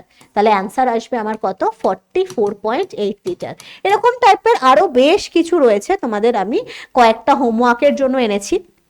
তোমরা বাড়িতে এইরকম টাইপের অঙ্ক অনেক প্র্যাকটিস করো। তোমাদের এমসিকিউ থাকে, দেখতেই পাচ্ছ যে এমসিকিউ গুলো রয়েছে, খুব কম এমসিকিউ যেগুলো মানে এমনি হয়ে যাচ্ছে। বেশিরভাগ এমসিকিউ গুলো কিন্তু নিউমেরিক্যালস বেসড এমসিকিউ। তো এই চ্যাপ্টারে যদি নিউমেরিক্যালস এখন ক্লিয়ার না হয়, বারবার বলছি, ম্যাথমেটিক্যাল প্রবলেম যদি এই চ্যাপ্টারে এখনো ক্লিয়ার না হয়, তাহলে আর ক্লিয়ার কখন হবে? যখন তোমরা হাতে করবে। যতক্ষণ না পর্যন্ত তোমরা হাতে করবে, দেখো আমার ভিডিও দেখলে বা তুমি যে কোনো কিছু কারোর ভিডিও দেখলে ইউটিউবে প্রচন্ড অ্যাভেলেবেল এই চ্যাপ্টারটা। আমি হ্যাঁ ওখানে অনেক কম অসংখ্য অঙ্ক রয়েছে, আমি বেশ কয়েকটা অঙ্ক তোমাদেরকে করে দেখালাম।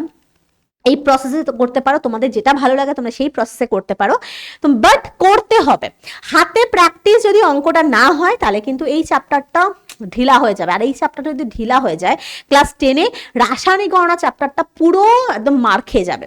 আর রাসায়নিক গণনা চ্যাপ্টারটা ভীষণ ইম্পর্টেন্ট, কারণ ওখান থেকে প্রায় 7 থেকে 8 নম্বরের কোশ্চেন ওই রাসায়নিক গণনা চ্যাপ্টার থেকে আসে। সরি 7 থেকে 8 না, 3, 4, 5, 6, 7 নম্বরের কোশ্চেন আসে। ঠিক আছে, তো প্লিজ সকলকে আমি রিকোয়েস্ট করব যে ভিডিওটা পুরোটা দেখো, মানে সবকটা অঙ্ক করো নিজেরা, আমি যেমন করে দিচ্ছি আমার সাথে সাথে তোমরা আমার ভিডিও পজ করে সবার আগে নিজে করো, তারপরে ফাস্ট ফরওয়ার্ড করে দেখে নাও যে হ্যাঁ কি অ্যান্সারটা মিলেছে কি মেলেনি, ঠিক আছে? আর যদি প্রসেস বুঝতে না পারো বারবার করে ভিডিওটা দেখো, রিপিটেডলি দেখো, তাহলে আরামসে বুঝতে পেরে যাবে। আর হাতে নিজেরা প্র্যাকটিস করো। তো আশা করি এই কটা প্রসেস করলে তোমাদের এই চ্যাপ্টার নিয়ে কোনো প্রবলেমই থাকবে না। মানে এই চ্যাপ্টারটা কিন্তু বহুতই জলের মতো ইজি চ্যাপ্টার, পুরোটাই কনসেপ্ট বেস চ্যাপ্টার। আমি মনে করি না যে ফর্মুলা মুখস্থ করে এই চ্যাপ্টারটা করা উচিত।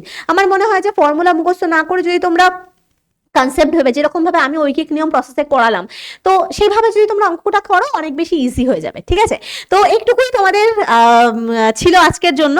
তোমাদের আবার নেক্সট লেকচার, মানে তোমাদের আমি আই থিঙ্ক নেক্সট লেকচার দ্রবণ চ্যাপ্টারটা, মানে সেকেন্ড সামেটিভে তোমাদের ক্লাস 9-এ যেগুলো মধ্যশিক্ষা পর্ষদ থেকে সিলেবাস অ্যালোকেট করেছে, আমরা কিন্তু সেই সিলেবাস ওয়াইজই তোমাদেরকে ফলো করাবো। বিভিন্ন স্কুলে বিভিন্ন চ্যাপ্টার থাকতেই পারে, বাট আমাদের মধ্যশিক্ষা পর্ষদ যেই সিলেবাসটাকে আমাদের বলে দিয়েছে, আমাদেরকে বলেনি মানে তোমাদেরকে বলে দিয়েছে, তো সেই সিলেবাসটাকে কিন্তু আমরা করাবো। তো নেক্সট আমার চ্যাপ্টার থাকবে হচ্ছে দ্রবণ। তো সকলেই রিভিশন করো, আর সকলকে বেস্ট অফ লাক। নেক্সট ক্লাসে দেখা হবে, এন্ড টাটা, bye bye, thank you, bye bye bye bye, ভালো থেকো।